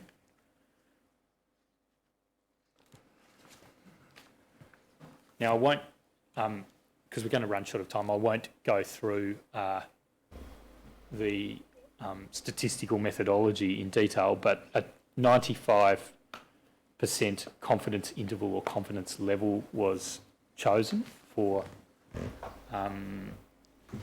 conclusions to be reached about relativities in movement and relativities in satisfaction ratings between cohorts. Have you familiarised yourself with that part of the report? No, but I'm familiar with the statistical problem. Right. Yeah. And that's a commonly accepted sort of best practice confidence interval, isn't it? Yes, that's right. And in your statement, you've said, look, the outcome of this data, or these data, is that, I'll just ask the operator to go to 5868. You've said, in respect of the groups for whom the report is able to produce conclusions of any kind, ATSI called, and you've said rural and remote, just stick with ATSI and called for the moment. You've said overall there were no significant variances in the findings from rural and remote called and Aboriginal and Torres Strait Islander participants to that from the general population. At the foot of page 5868, there's actually what looks like a pretty low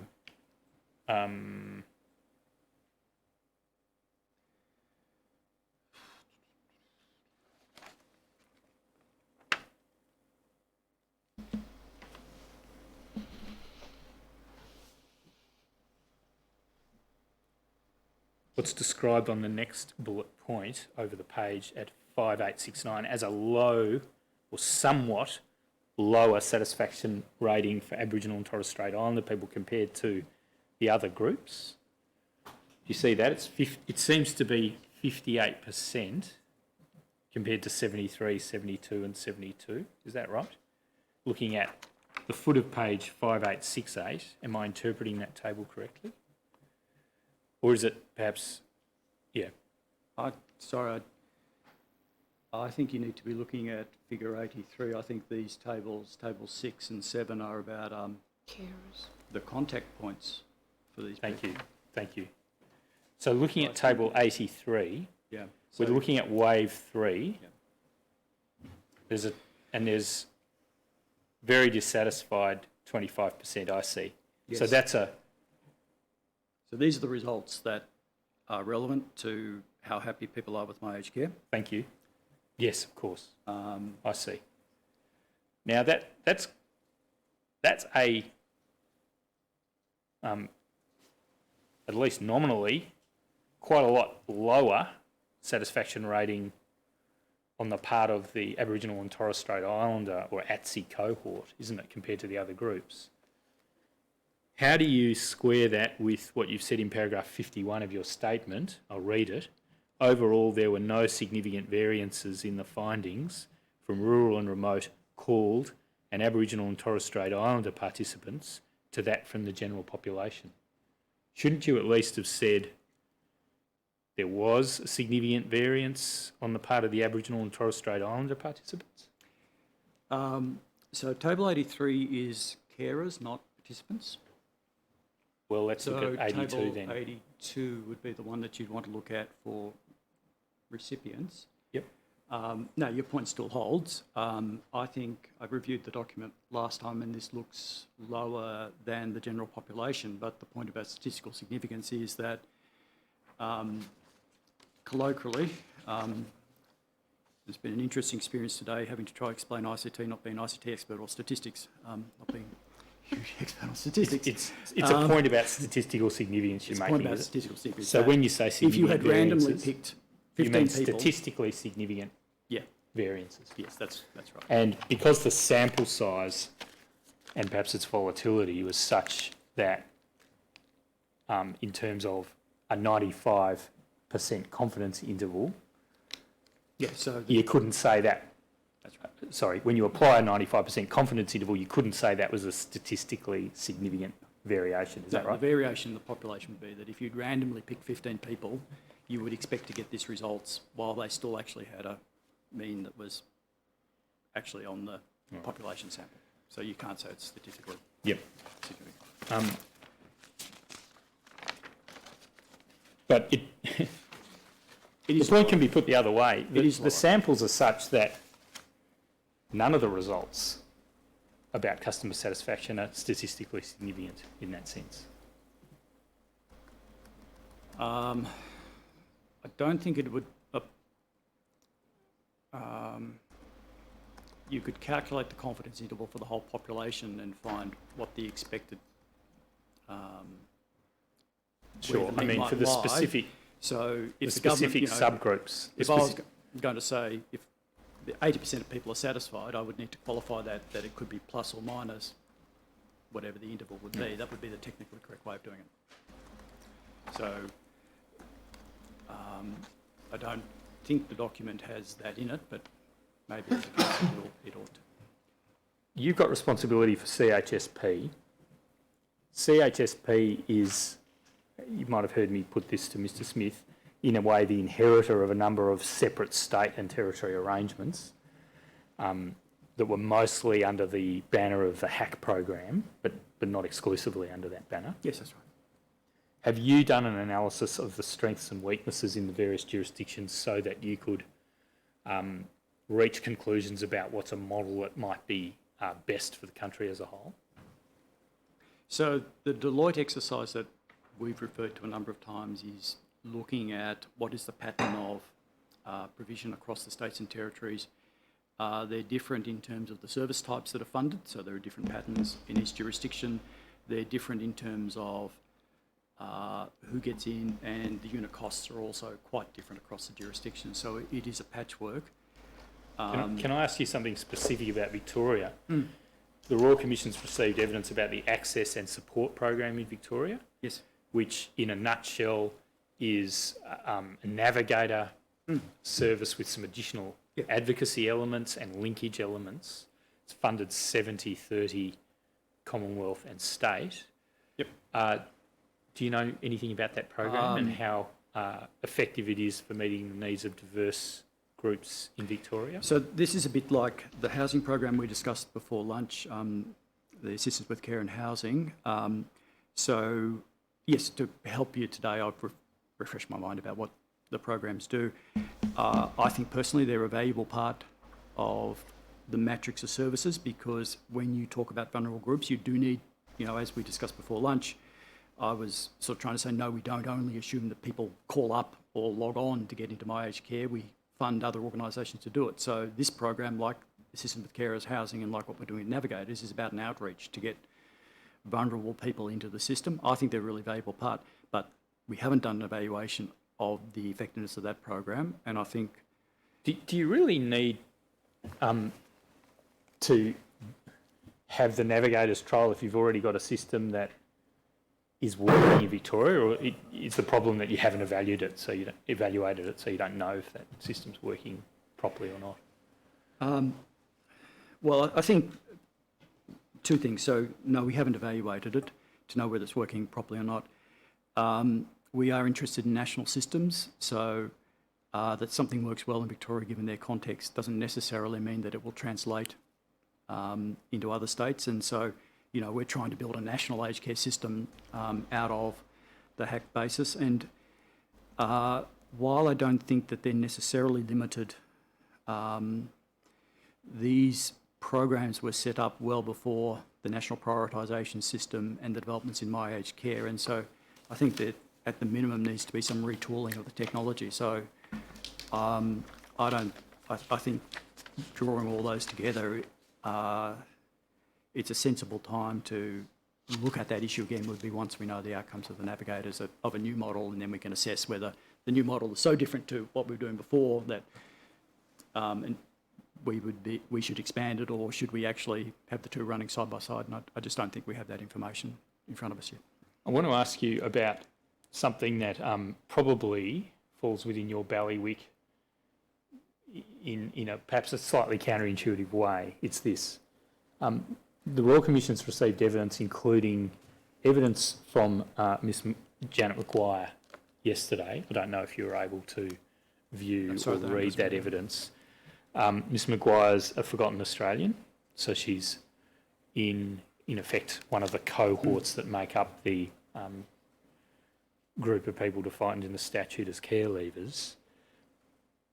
She gave evidence from which an inference can be drawn that there's going to be a significant cohort of people who will be unwilling to enter residential aged care. And I'd put it higher than that. They're probably a group for whom the trauma associated with re-entry into an institutional setting of that kind would have the most devastating effects. Are you doing planning in the home care space to cater for what will be an increasing number of people described as care leavers for whom residential care may simply just not be an option?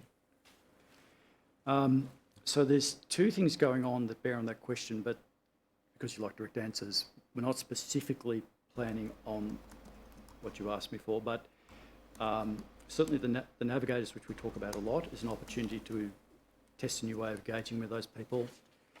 We're also in the process of scoping a study that would respond to the University of Wollongong's recommendation that we do something like a RUC study for in-home care.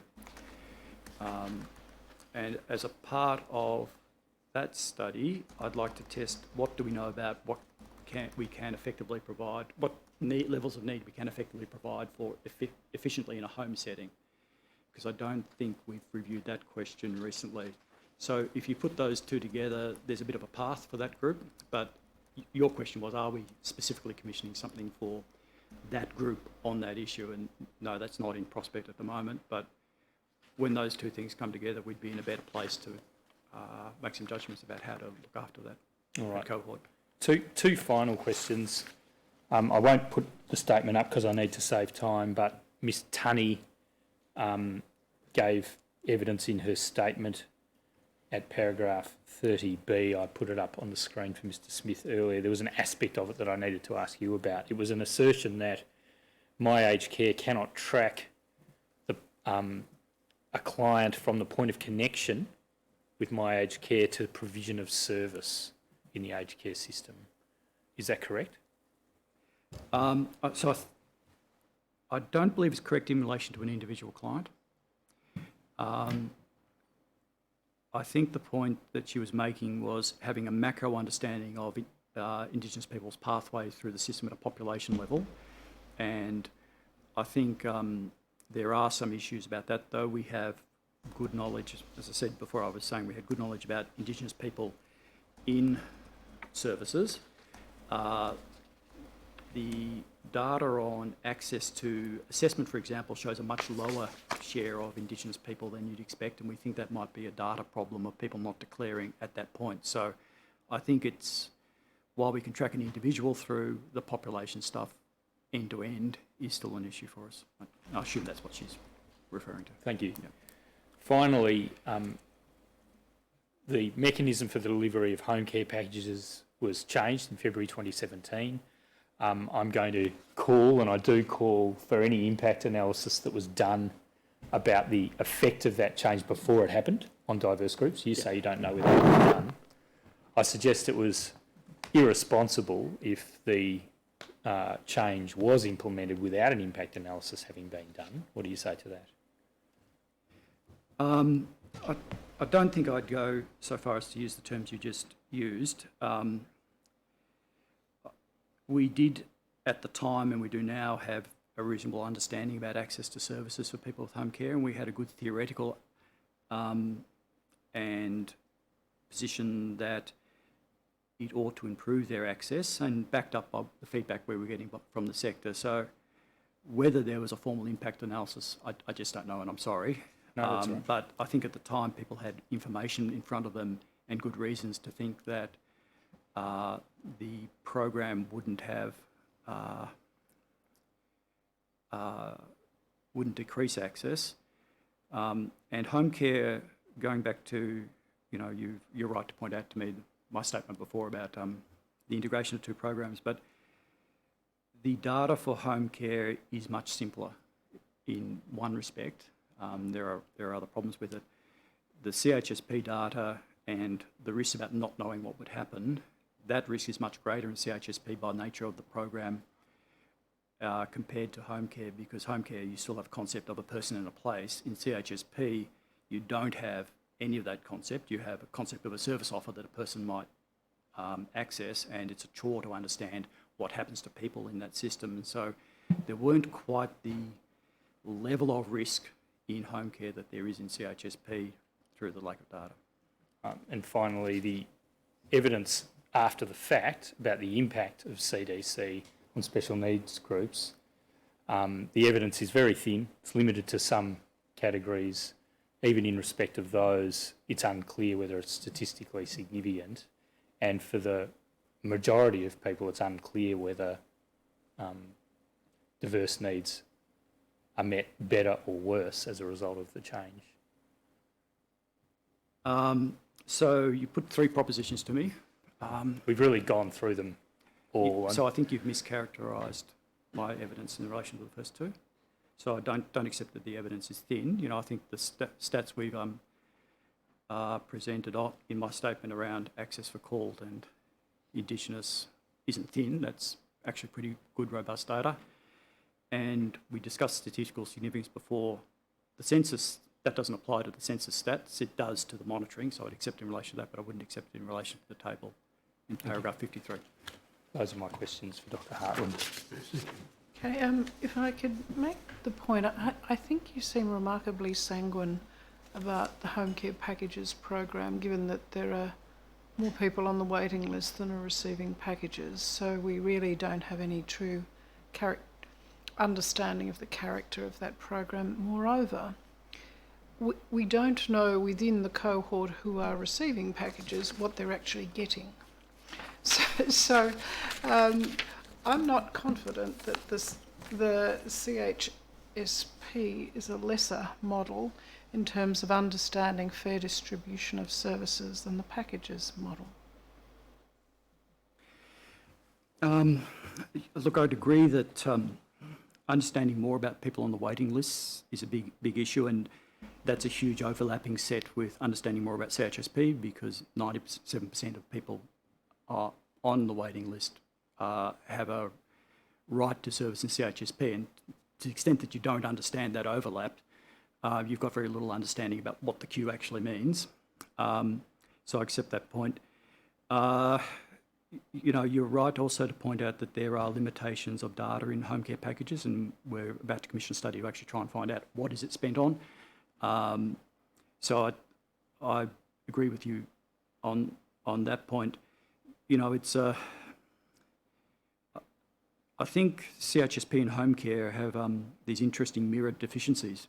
In CHSP we do have data. It's not fantastic. We do actually have data on what things are spent on, but we can't track the person because all we have is services.